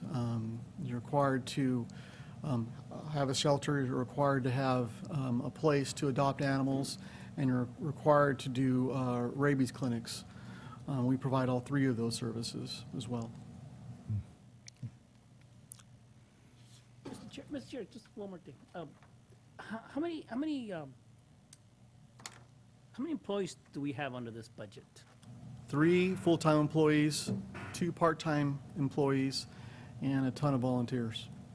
And then of that 1 call per, 1.1 average per call, there's just 1 person that goes out there, right, for the county service? Sometimes it's 2 because the animals, just the size of the animals, and sometimes we actually will, for the most part, actually, if we're out in the county, we'll ask for assistance from a deputy sheriff as well. Well, I guess here's what I'm trying to understand. We have a 1.1 average call. We have 55% of a budget. And so to me, for every animal that we get in the county, it seems like it requires more services. Yeah, you have large animals in the county. The city doesn't have large animals. So they do require more services. Absolutely. I mean, I don't know how to say it, but I guess county animals versus city animals seem to require more services on a per dollar basis. That's what you're telling me. I would say so, yeah. An example is just last year we had a cockfighting ring that was how many animals? How many was it? There was about 500 roosters. Yeah, about 500 roosters. So we get those about once or twice a year. We'll get those things, and those require a ton of resources. We also have domestic. We have a lot of horse-related calls. We get calls for the last one was I believe it was some steers down in Pinoche. So yeah, they require a lot of work. So the agency is dealing with large animals? Yes, just not wild 'Cause animals. from the public, I hear that the public is told that the agency does not deal with large animals. Our mandate is all domestic animals. Okay. Yeah, because I think the chief or somebody told me that, because my wife called me, she works for an agency, and she called me, and they called in for a skunk at a house, and I guess Animal Control said, we don't do those calls. Yeah, it's a wildlife services call. As a wildlife. We do it if it's a rabies issue, because our mandate is rabies control. I have a question, Mr. Chair. Rose? Chief, about 75% of the animals from the county are euthanized that are taken in. So the cost that we bear really does not have to do with so much with the number of animals that you have to hold or keep because these are euthanized after how many weeks or months? Yeah, there's a mandated holding period. Our mission is to get as many as we can adopted out, and actually, that number's actually improved quite a bit, significantly. And we also have partners in and out of the county that really kind of help us facilitate that. We actually have a partner in Redwood City that donates spays and neuters to us, so we can then get them out to the public for an affordable, $20? Yes, it is. $20 for that. And we are really proactive in seeking those kind of partners and seeking grant opportunities to do that. That's why we have such a strong base of volunteers. We just had a volunteer program where they went out and cleaned the shelter, so it's the areas that folks would come out to walk dogs and to see if the dog was a right fit for them is available to them now. So You know, it's a widely underfunded bureau of this county and city. And we're probably less than half-staffed, to be honest with you. But how long did you say we need to keep them before they get The holding utilized? period now is, We hold 6 days. yeah, the mandated holding period is was 3 days. We've never kind of went with that. We've always extended that as long as we possibly can.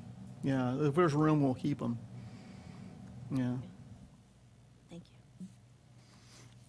you. With that, I'll open it up to the public. Is there anyone from the public that'd like to address the board on this item? Seeing none, I believe this is just to receive a report.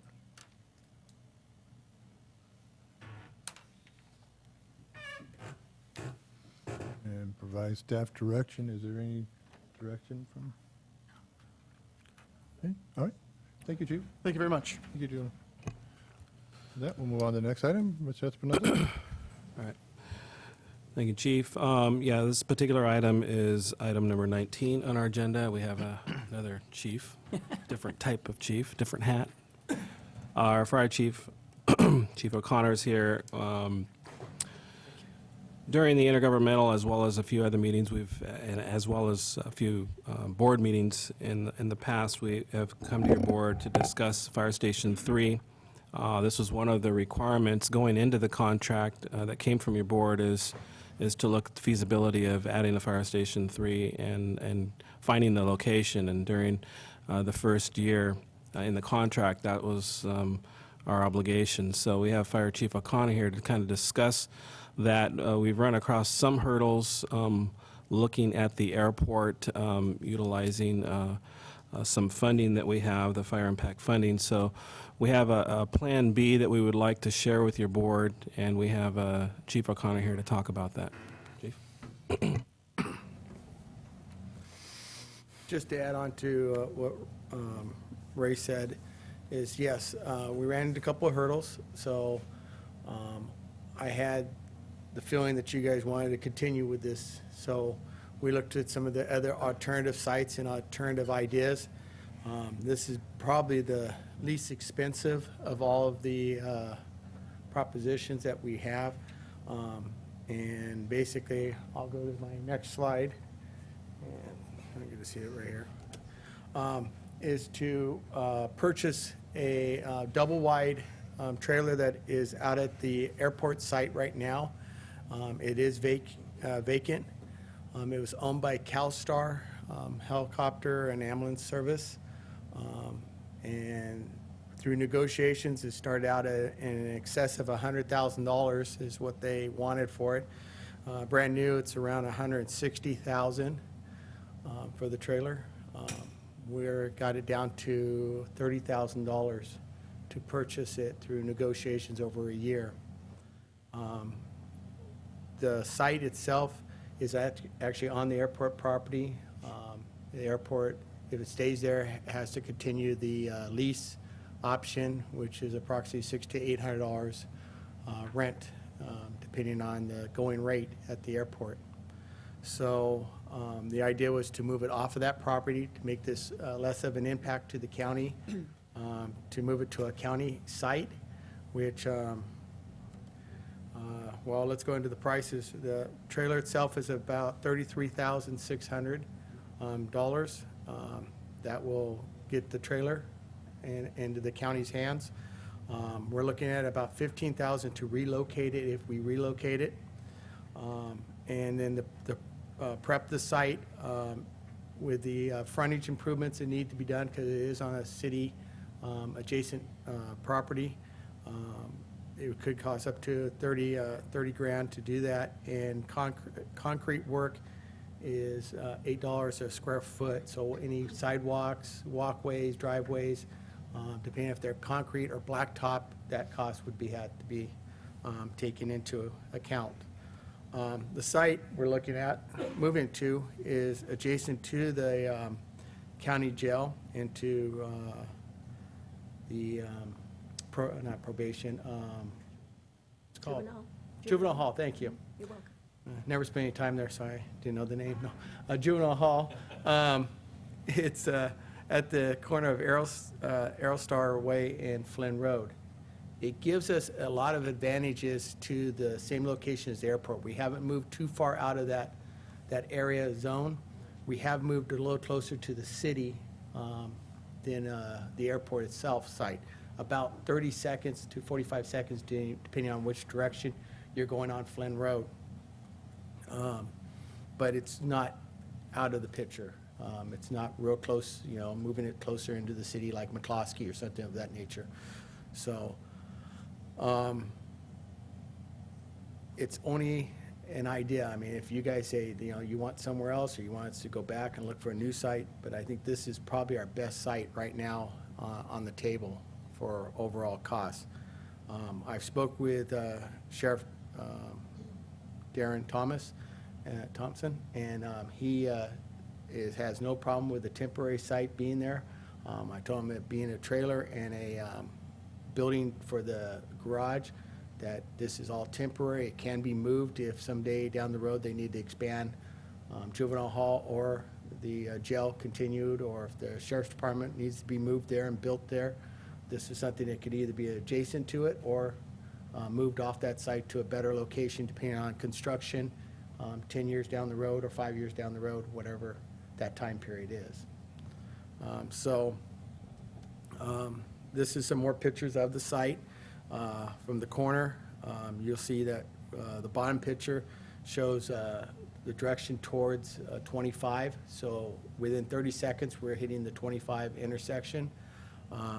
If you go the opposite way towards San Felipe, it takes about 38 seconds to get to that intersection. So from this location, it's not much different. If we were going to go from the airport to Fallon, it would take us about 12 seconds. It would take us about 45 seconds from this site. So that's the difference, because it is a little bit off-site. So you regained a little bit of time going towards Fallon, but we also lessened this time going to 25, because if you left the airport, had to go down Flynn Road, all the way down Flynn Road to get to 25 and then back out, you're going to add time. And a lot of our calls are on the 25 corridor, vehicle accidents, and the 156 corridor out there. Those seem to be our majority of our calls are out there on the highway.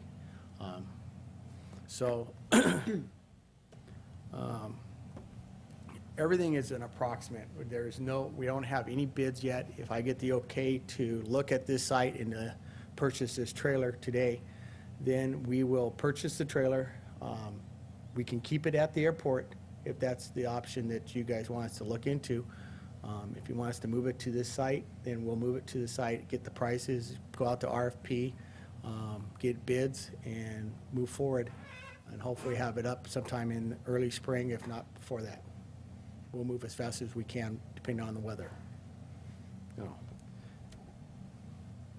And that's pretty much the presentation. I'm open to any questions or that you have. I'd just like to report out that the Fire Protection Committee did review this.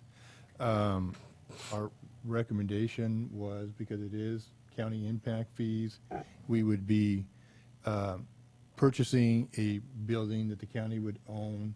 We would be setting it up on property that the county already owns. We wouldn't have to go out and purchase anything. We wouldn't have to deal with any lease with the airport on it.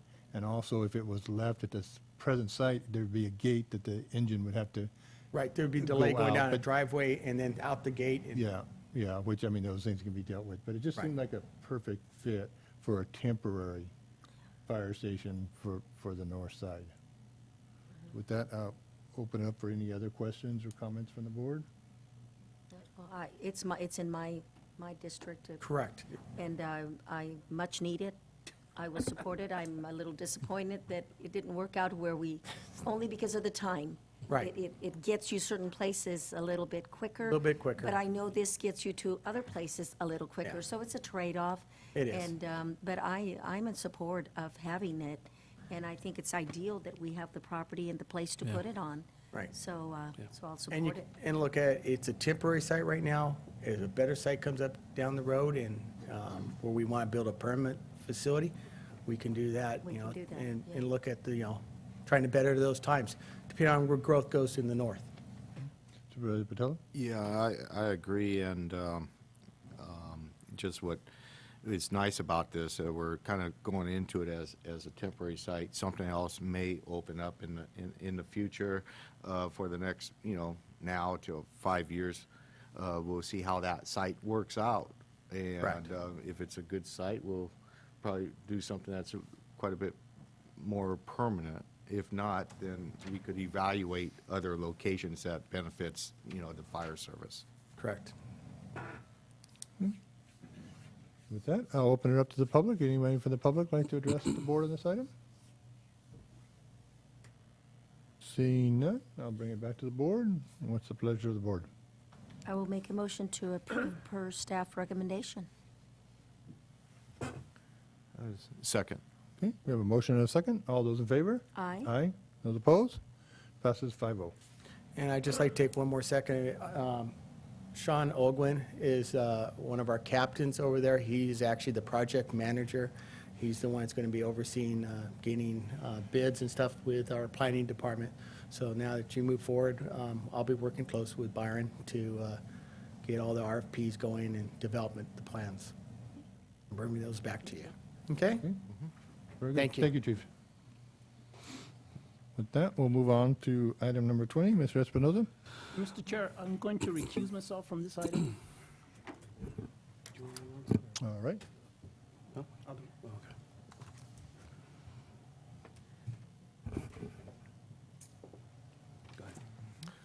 Yes, Mr. Chair, the next item is in regards to the renewal of the contracts that the county has with three law firms, three attorneys in town that provide public defender services to the county, which the county is mandated by state law to provide. These contracts were arrived at as a result of a lot of hard work on the part of the ad hoc committee over a number of meetings. And I will let either Supervisor Botello or Supervisor Barrios make whatever comments they want to make, but this is a major success for the county in that, and its goal towards keeping costs under control, but I'm sure the supervisors want to elaborate. Okay. Yeah, thank you. I really do want to thank Mr. LaForge and Mr. Damkar and Mr. Cantu for their willingness to work with the county to arrive at a contract that, works for us and also works for them to provide very superior public defense for our community, and without their cooperation, as well as their staff and investigators, that goes a long ways in providing these much-needed services for our judicial system. Thank you. Supervisor Barrios? No, you've said it well. Thank you, Supervisor Botello, and just want to say that we're always looking for ways to save the county money. We're not done. We're going to be hopefully having additional meetings for other ideas that we may have to provide more savings, or at least reduce the ongoing increase of cost to the county on these services. So, thank you. With that, I'll open it up to the public. Anybody from the public like to address the board on this item? Seeing none, I'll bring it back to the board. What's the pleasure of the board? I'll make a motion to approve the three amendments to the contracts for the public defender services from the law offices of Mr. LaForge, Mr. Damkar, and Mr. Cantu, and authorize the chair to sign each of the amendments, approving the extensions of each contract and the applicable revised compensation of terms for October 31st, 2017. Second. We have a motion and a second. All those in favor? Aye. Aye. Those opposed? Passes 4-0 with Supervisor De La Cruz abstaining. May I just have a moment just to say thank you to Matt for all the work that he did, to Sarah, I don't know where Sarah is, but anybody in our staff, but especially these two individuals who really put a lot of effort in providing us the information that we needed to move forward to negotiate. Very good. So thank you. And if somebody would like to get Supervisor De La Cruz?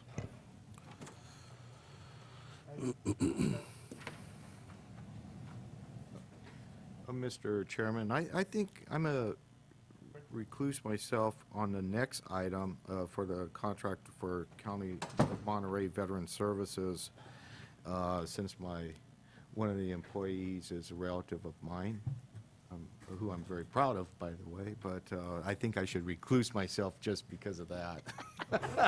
Get out of here. Small community.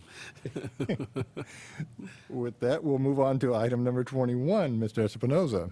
Thank you, Mr. Chair. Yes, we're on item 21 this morning. This is with regards to our veteran services that we have a contract with the County of Monterey. I want to first thank the County of Monterey. We went through some negotiations, and they were more than willing to add more time, more services to our county, and they actually went back to their board to document that. So now we have 4 days instead of 3 days, which we had before, for the same price. So I think it's a great win-win on this particular contract.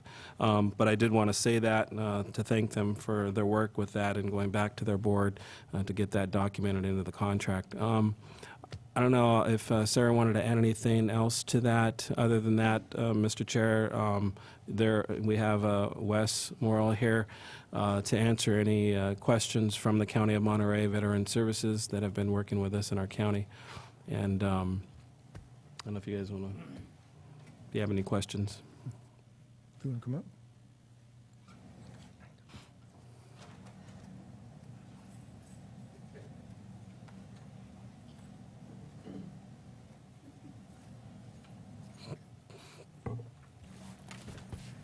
Morning, Chairman Munzer and board members, and Ray, thank you for all your cooperation. Westmoreland, Monterey County Military and Veterans Affairs. Sherry Stevenson, no, I'm not related to Anthony. We want to thank the board for your continuing support. One thing that I wanted to mention is, as a result of this added time that we're putting forth on your behalf and the veterans of this county, it results in an increased number of claims that we're able to process and get approved through VA, and that in turn generates more what's called subvention dollars. The county is reimbursed for the amount of claims that we help process through VA, and that offsets your net county cost to our contract. So this increased level of service is generating more, and Sherry has some statistics on that as well. But in the last year, there's been a lot of changes that we've been able to accomplish. We're doing a lot more outreach. We're having some meetings this afternoon with some other people in the city relative to how we can be a better service. We've done some reconfiguration in the office. We're working with Josh and with John Shelley in terms of increased connectivity in the office for another workstation. Through some one-time funding that the state provided last year and this year, we've also, through your human resources people, have been able to bring on a temporary employee in an administrative support role. And that increases our presence in terms of hours and also of skill in providing information for veterans that come through.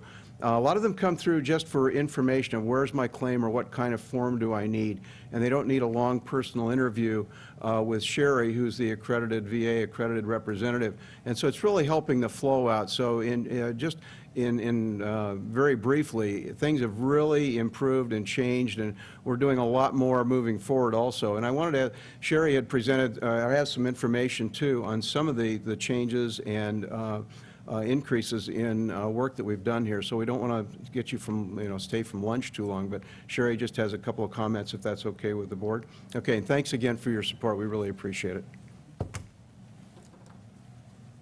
I guess by default, I have to claim the relations. I'm going to tell him.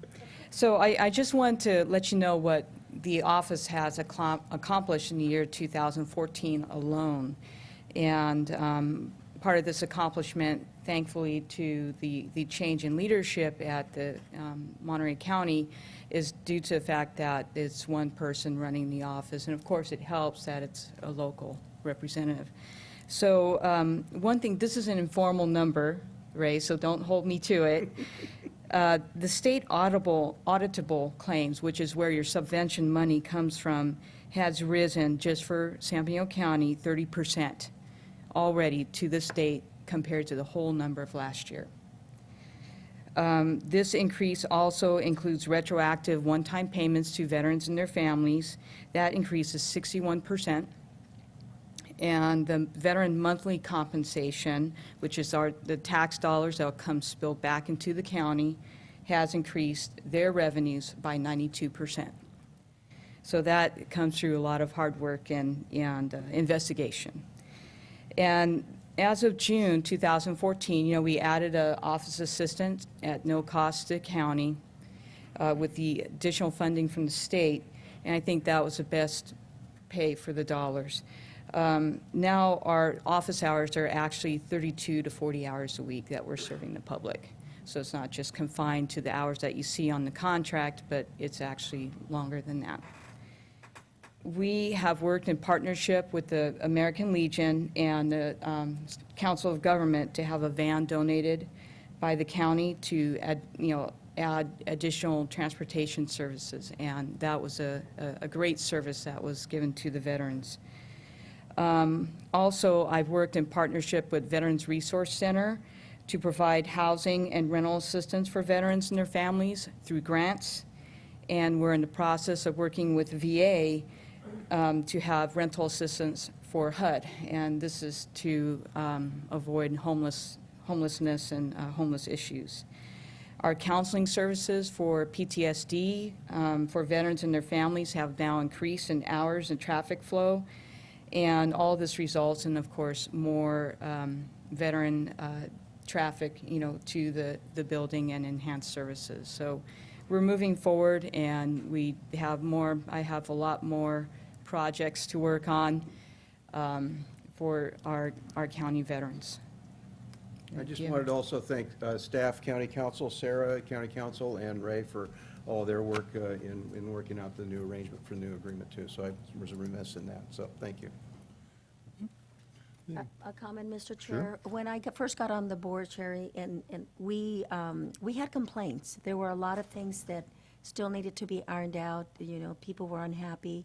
But that we haven't gotten, I don't think I've gotten one in the last 4 years. And so I think you did a really good job of addressing the concerns and what you needed to do to improve the service delivery.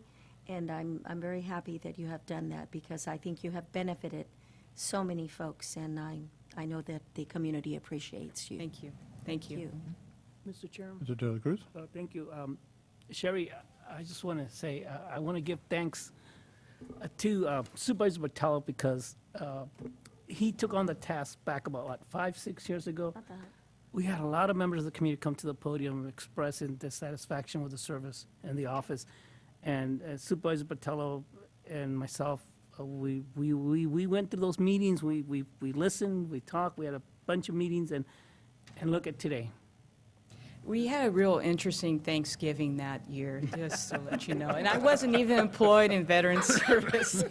Yeah, let's just talk about positive stuff. You've done a great job, and I think we're proud, and I think the community is very, very proud to have you on board to provide those services. Thank you very much. Thank you. With that, I'll open it up to the public. Anybody from the public like to address this item?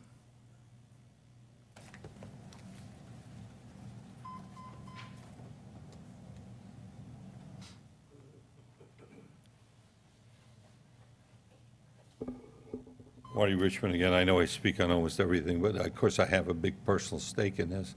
I haven't had to use the services. I was fortunate enough that I'm not disabled, and many of my other veterans' benefits came in kind of automatically, so I have not had occasion. But you can remember a couple of years ago, I used to step up here quite often and talk about the difficulties that we were having over there with veteran services. I don't think I've been back in the last year or two, maybe 2 years, because there's been an enormous increase in the quality and the quantity of the services. I was not a happy camper 2 years ago, or 3 years, or whenever that was. We weren't open enough hours, in my opinion.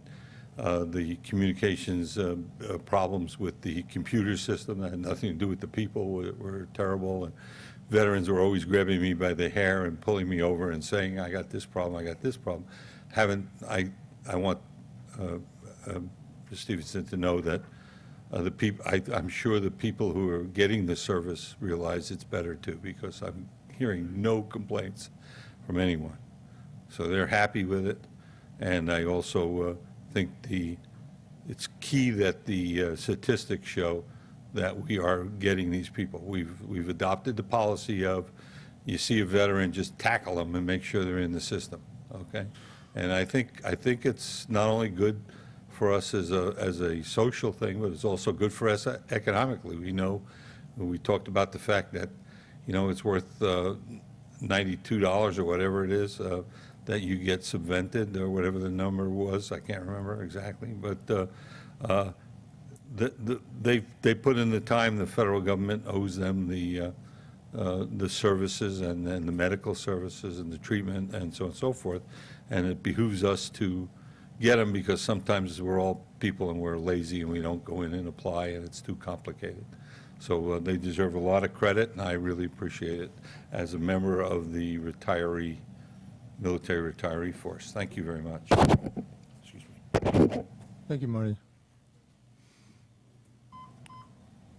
Anybody else from the public like to address the board on this item?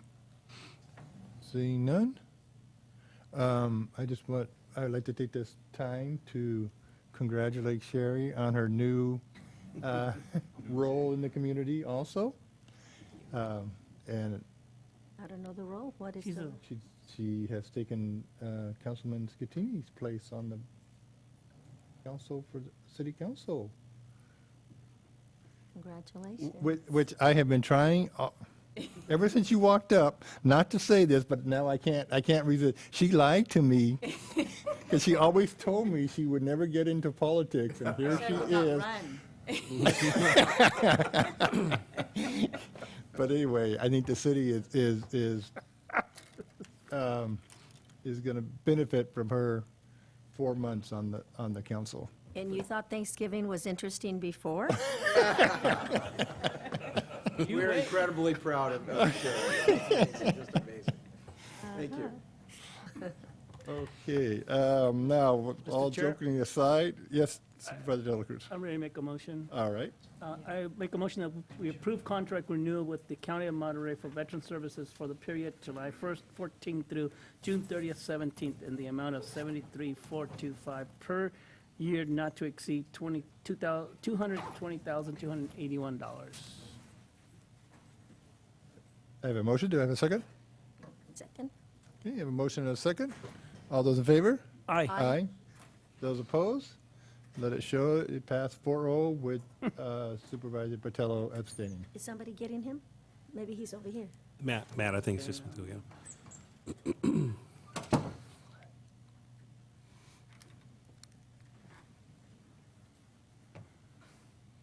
Okay. As soon as everybody's back in place, we'll move on to item 22.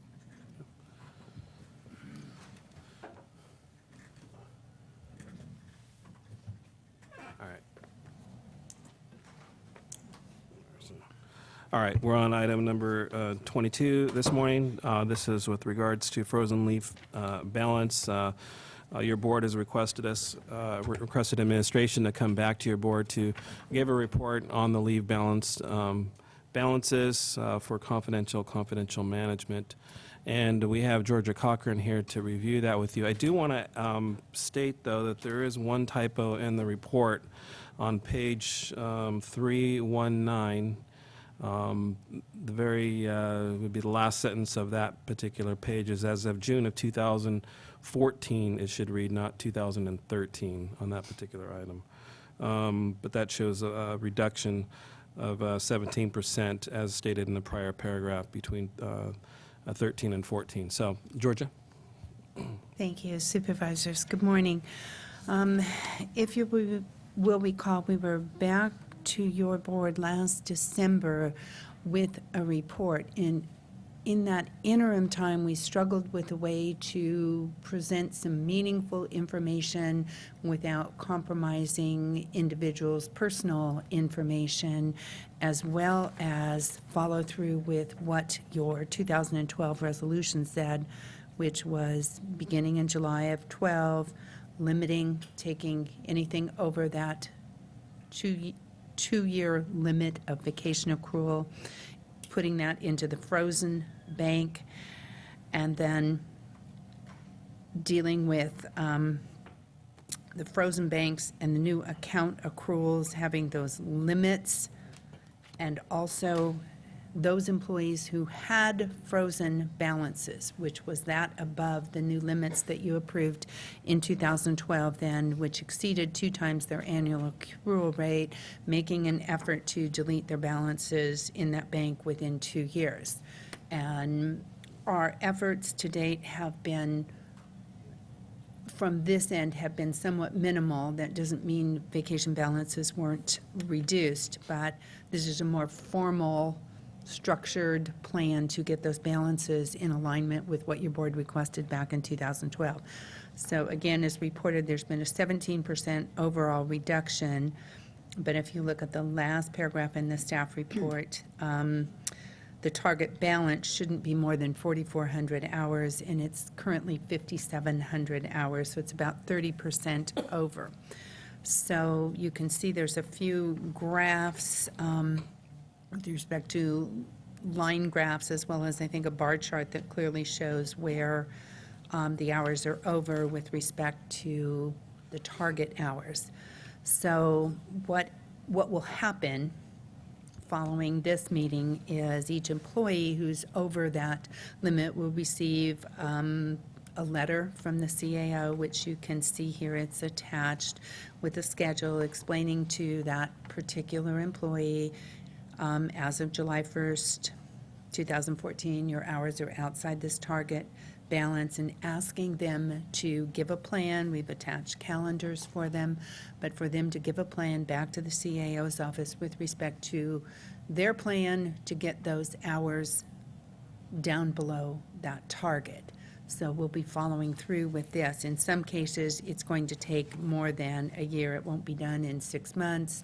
It will take some of these employees. There's a few who have some very large balances. So with that, it's going to take some planning to reduce those balances. So I would like to add one other thing to that, though.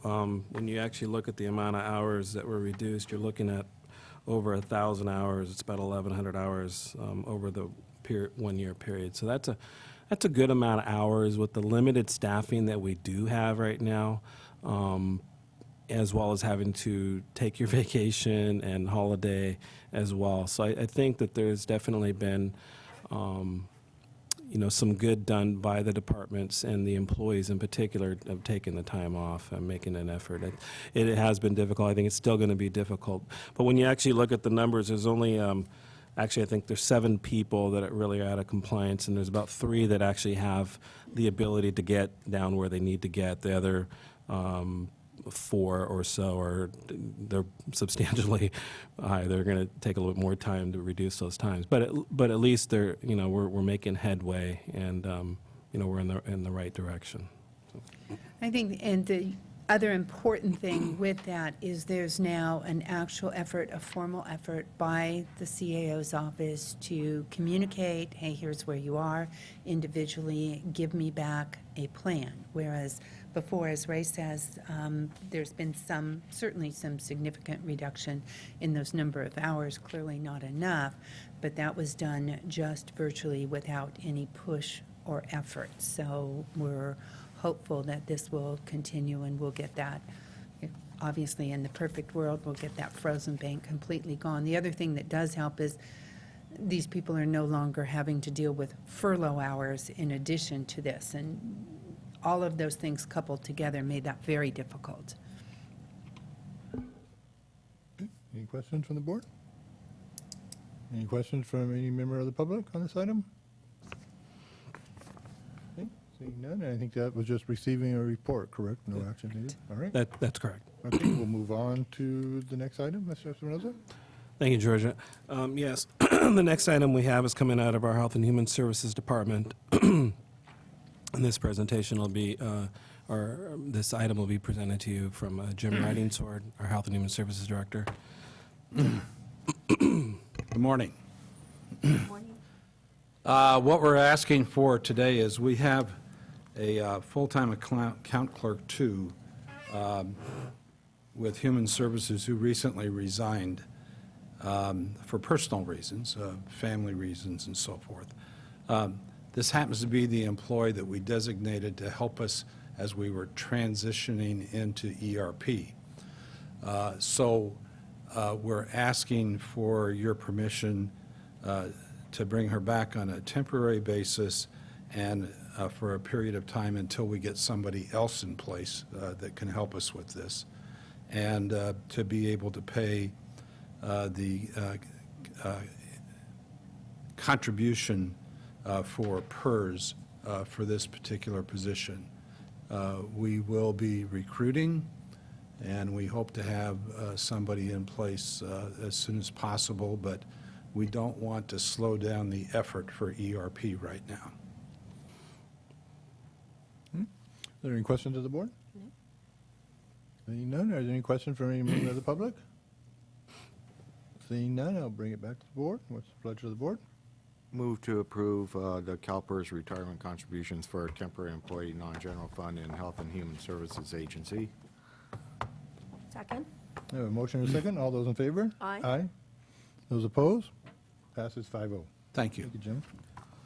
We are continuing item number 24 to a later date, so move on to item number 25. Ms. Yeah. Espinoza? Thank you.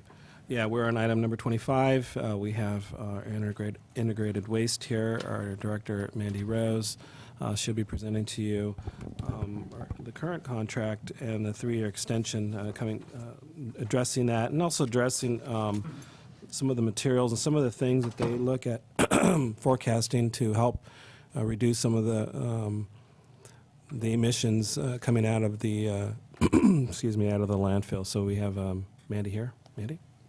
Thank you. Good morning, Mr. Chair, members of the board. I would put the broad banner over this item as attempting to be proactive. I won't say we are, I will say we're going to attempt to be. As stated in the staff report, the contract with Recology, the first 7 years of the contract ends next June 30th, 2015. We'd like to get a jump on that for several reasons, but the biggest is compliance. What we see coming down the road, this was indicated in my budget documents in terms of our 5-year plan. It's believed that within the next, I would say 3 to 5 years, could be sooner, all organics, meaning any kind of wet garbage, will be banned from a landfill. We're going to be asked, and I can tell you that I did reference in the staff report AB 1826, and it does now sit on the governor's desk. I did not have that information at the time I wrote the staff report. So as you would know, the governor has not signed it, so therefore I cannot say it's law, but it does, sitting on his desk, if it is passed, it will mandate collection of organics from commercial establishments starting in 2016. So that's just a little bit of what we're looking at in terms of future mandates. But again, because of reduction of greenhouse gases, we're going to be looking at food waste and all green waste collection from our residences and businesses. Right now, we have a voluntary system, and so that will be a substantial change. If in fact we move ahead with this as is indicated, or is an option, as indicated in the contract with this 3-year extension, Recology has agreed to keep the same terms and conditions, meaning the same rates under the same conditions, that those rates are adjusted only according to the indices. Phil Couchet, manager of Recology, is here. If you'd like to hear from him about what happens when you do go out to bid, we've got several jurisdictions around us that have choked on the additional costs that they've seen when they've done so. So this offers us an opportunity to lock in those particular rates at where we are, to get a jump again on upcoming regulations. And as part of that, as stated in the staff report, I'm recommending we put together a citizens committee. Again, this is a regional agency contract with the 2 cities. I have spoken with both city managers and This same item will be on San Juan agenda next Tuesday. I believe it'll be on the city of Hollister. Don't have that confirmed, possibly this next Monday, if not the Monday after that. And, excuse me, asking for the Citizens Committee, I believe will help us gain some, help us in our public education and gain some support for some of the regulations that we're going to be looking at, and getting some ideas just from the residents about, what's the best way they see these things being implemented. We are doing our best to get voluntary backyard, composting with green waste, but I think we know that that's not going to be 100% of the story. But I think if we do everything we can voluntarily, if and when the mandate comes down from the state, we'll be in a better position. So I'll take any questions from the board. I guess I just received a picture. Apparently someone took a picture of the trucks, the out-of-county trucks that are headed for the landfill. Okay. Took a picture of it and posted it on a bulletin board. Someone else took a picture of that and emailed it to me with a comment of contact your local supervisor. I just see this as, I'm not worried about the contract. I'm worried about the rest of this, when we go What's the to picture of? banning the green waste and food items. Are we in for another battle with the members of the public over this? Well, And because you there don't will have to be, answer well, that. there'll be increased costs, so certainly there's going to be a concern on that level. Yeah. Yeah. And the other thing that I had heartburn over this when I was reading this, on the Air District, we're encouraging and providing free days for the people in San Lorenzo Valley to take their green waste to the landfill instead of burning it and creating smoke that is not good for the San Lorenzo Valley. So it just seems like. Well, I believe when they take it there, don't they compost it? I don't think it's put in the landfill. You're talking about the program the Air Board has? You're saying it says take it to the landfill, but do they actually put it in the landfill, or do they compost it there? Okay, I don't know 100%. Okay. I assumed it was putting it in the landfill, but Yeah, but I don't. I think they do divert it. They do Yeah. the composting Yeah, of it? yeah. Okay, and you may be right, Yeah. okay. But I just, like I said, I was reading this over the weekend, and I was just like, oh my gosh, here comes another battle. It's going to be fun. With yeah. the education, the changing of habits that we're going to be facing with the public. So, Well, we do have, I don't know, Phil, do you have those percentages? Obviously, the percentages differ in the county and the cities, but we do have, I don't know, 25%, is that fair, subscription service on green waste? Yeah. 25, 30. Yeah. So we do have some of our residents doing that. This particular legislation I spoke about, it does include landscapers. That was one of the reasons when Supervisor Patelli, you may recall, because you were part of the original contract. At the time when we put the bid together, we did not include green waste diversion because a number of residents got up and said, I have a landscaper, I'd be paying twice. And so that prevailed at that time, but this particular legislation does address landscapers will be subject to the same rules. They're going to have to find a place to put those materials in it. So when, and because I don't live in the city and I don't utilize their services, when the residents put their green waste into those green tubs, does that go into the landfill, or does that go into a composting? Currently, the green waste that is collected by Recology goes to John Smith, but it is put in a green and wood waste pile. It is ground up there and put into mulch, and that mulch is used for erosion control. Okay, so it's not actually going into Right. the landfill. So it's going on the side slopes, yeah. Recycled. Correct. Okay, all right. Any other questions, Supervisor Barrios? Mandy, do you see this as being a resource recovery park opportunity? I know we have compost, and it's not something that we are allowing, but is there a third party that? I think, it would, when I spoke with the CAO about this item before, we have not had individuals who do compost in our county at this time come forward and say they want to do food waste composting. I know Supervisor Munzer would be well aware from the Air Board side of it, there are several additional regulations if you do that kind of composting. We would hope someone would come forward somewhere in the county about that. But in terms of opportunities at the Resource Recovery Park, this is the kind of material that an anaerobic digester uses. So we are hoping that we have had individuals in that type of business come forward. Whether or not they will actually submit, we have yet to see. So. Thank you. Okay. Would any member of the public like to address the board on this item? Seeing none, I'll bring it back to the board. I just have one question that, your yard is in Gilroy, and can we have some of the trucks licensed here in San Bernardino County, or is that too difficult logistically when we do the extension? Because there's real advantage to have Sure. the registrations done here. Sure, and I'll let Phil address that, of course, but I'd like to make sure the board is aware we did put a provision on a contract that if they did not have a yard here, they had to pay property taxes if they do. So they do pay that to us each year. Oh, great. good. Okay. That's what you wanted. Yeah, yep, thank you.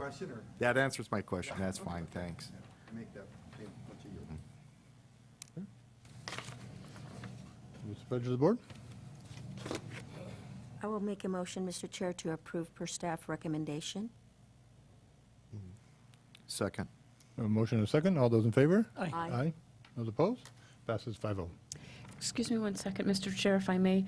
We put down here, if you'd like us just to come back with a description of potential members for you to appoint to the committee, we can do that. Or if you had any ideas you wanted to say today, I just wanted to make sure that, you were included initially. Because we're going to create a citizens committee You probably need to come back. just with us on some that. descriptor. Okay, Yep. no problem. Thank you.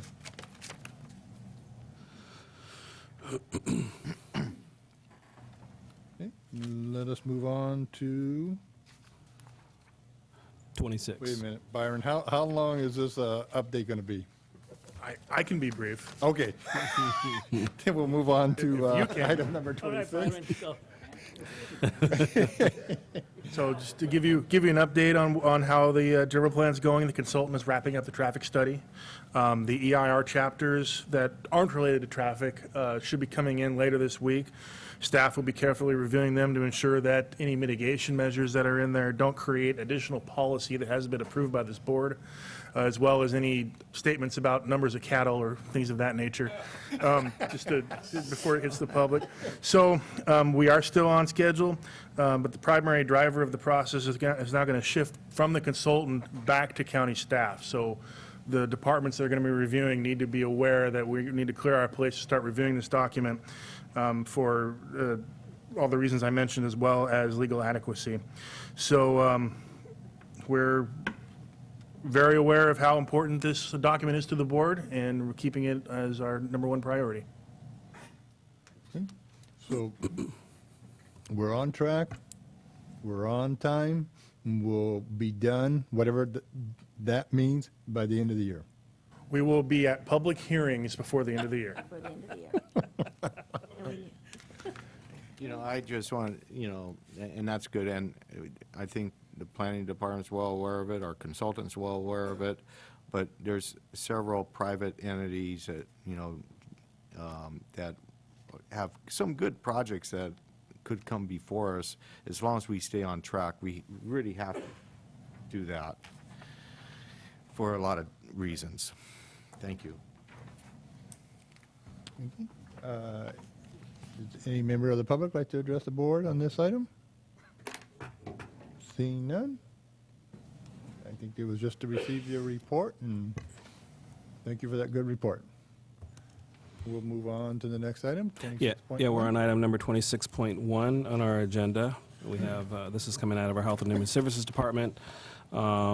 This was, in some respects, a kind of a last-minute notification, but we have Jim here to discuss this item with your board. Okay. Jim?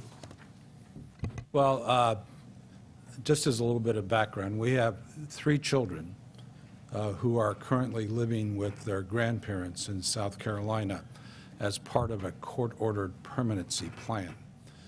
What that means is those grandparents are in the process of moving to adoption of those 3 children. Those children are under the jurisdiction of our court, our county, and our agency. Normally, we then request of the other states under an instrument called the Interstate Compact for the Protection of Children that the other state conduct the mandated monthly face-to-face visit with these children. In this case, we discovered recently that these children have not been seen in 3 months.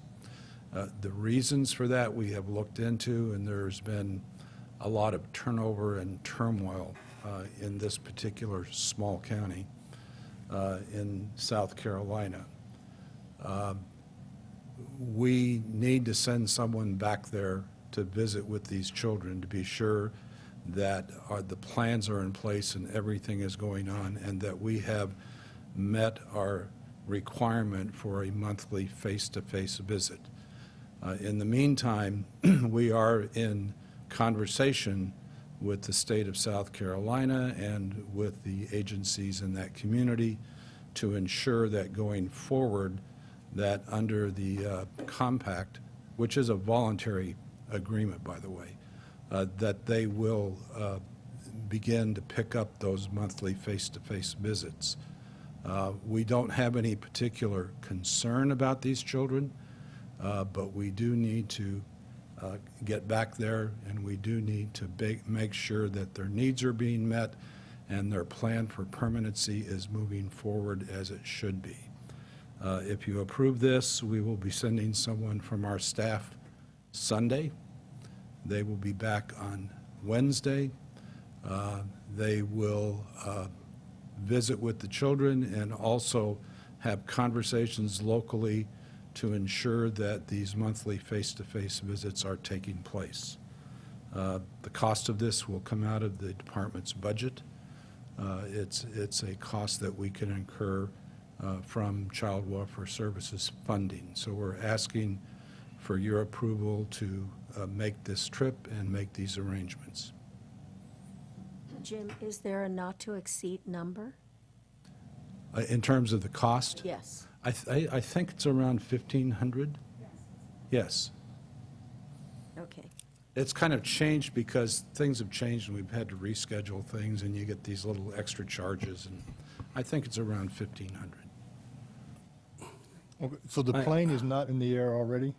The plane will be in the air on Sunday if you Because approve. the AIT said the travel occurrence was going to occur between September 9th and Yeah, September 11th. and we changed that so that we could discuss it with the board first. Okay, appreciate that. And did I hear you right? South Carolina, or the county in South Carolina, is voluntarily? The Interstate Compact is a voluntary compact between the states. If a state signs it, they agree to, on a voluntary basis, to do monthly face-to-face visits and the things that need to be happen with that case if the children are placed within their state. It is not a federal or state mandate. They're not mandated to do it. It's an agreement between states. But are they paid for going out and doing that check? They, Somebody, either by us or by somebody? they pay for it out of their own resources. Okay, so As we we would do the do, same thing if... as we do if someone was placed here. Okay, all right. And why did it take 3 months to realize that it had gone amiss? I think it was just something that we assumed that they were making the visits, and then we did a check recently and found out that they weren't. And there are some extenuating circumstances that occurred in South Carolina that caused that to happen. So we're in the process of fixing that, but we feel that because of the mandates that we have and because of the court order that we're under, we need to have someone go back there and just be sure that things are okay. Any other questions or comments from the board? Okay. Any questions or comments from any member of the public on this item? Seeing none, bring it back to the board. Move to approve the request from Health and Human Services. Second. Second. I have a motion and a second. All those in favor? Aye. Aye. Those opposed? Passes 5-0. Thank you on behalf of the children. Thank you, Jim. Okay, I guess I will put it to the board. Do we want to break for lunch before we go to closed session and come back, or? I'd like for, if we could ask council if we expect these to be long agenda items. I would rather stay and complete them and not have to come back. Probably go to lunch regardless of his response. I think it's probably going to be about 45 minutes for both of them. Lunch. I'm tough. I don't need a lunch. I ate my bowl of cereal an hour earlier to get here for the 8 o'clock meeting. I'm starting to get hungry. So I'm the tiebreaker? You're the tiebreaker. I want to stay. I got class tonight. I get that nap before. Who brought your lunch? I got my stuff. Okay, so we're going to go ahead and stay and get through the, all right. We'll- Allison? We'll adjourn She's into here, I saw her. closed session. Yeah, I talked to her. All right. Take my nap before class. I don't like you already. Matt, go ahead. All right, thank you, Mr. Chair. The Board of Supervisors will now adjourn into closed session to discuss agenda items number 27 and 28. Agenda item number 27 is to confer with its labor negotiators. The agency designated representatives are Danya Torres-Wong, Allison Hauk, Ray Espinoza, Joe Paul Gonzalez, Melinda Casillas, and Georgia Cochran. The employee organizations involved are the Institutions Associations, Law Enforcement Management, Management Employees Group, SEIU Local 521, the General Unit Employees, SEIU United Long-Term Care Workers Local 6434, and the Deputy Sheriff's Association. The authority to meet can be found in California Government Code Section 54957.6. Agenda item number 28 is to confer with real property negotiators regarding property located at 3110 Southside Road. The APN for that is 020-320-029. It's located in Hollister, California. The agency negotiators are Joe Orweedle, the interim Public Works Director, Ray Espinoza, the CAO, Matthew Granger, County Counsel, Barbara Thompson, Assistant County Counsel, and Shirley Murphy, Deputy County Counsel. The negotiating parties are Carolyn and Yenye, and under negotiation of the price and terms of payment. The authority to meet in closed session can be found in California Government Code Section 54956.8. Thank you. Is there anybody from the public that'd like to address the board on the closed session items? Seeing none, we'll adjourn into closed session.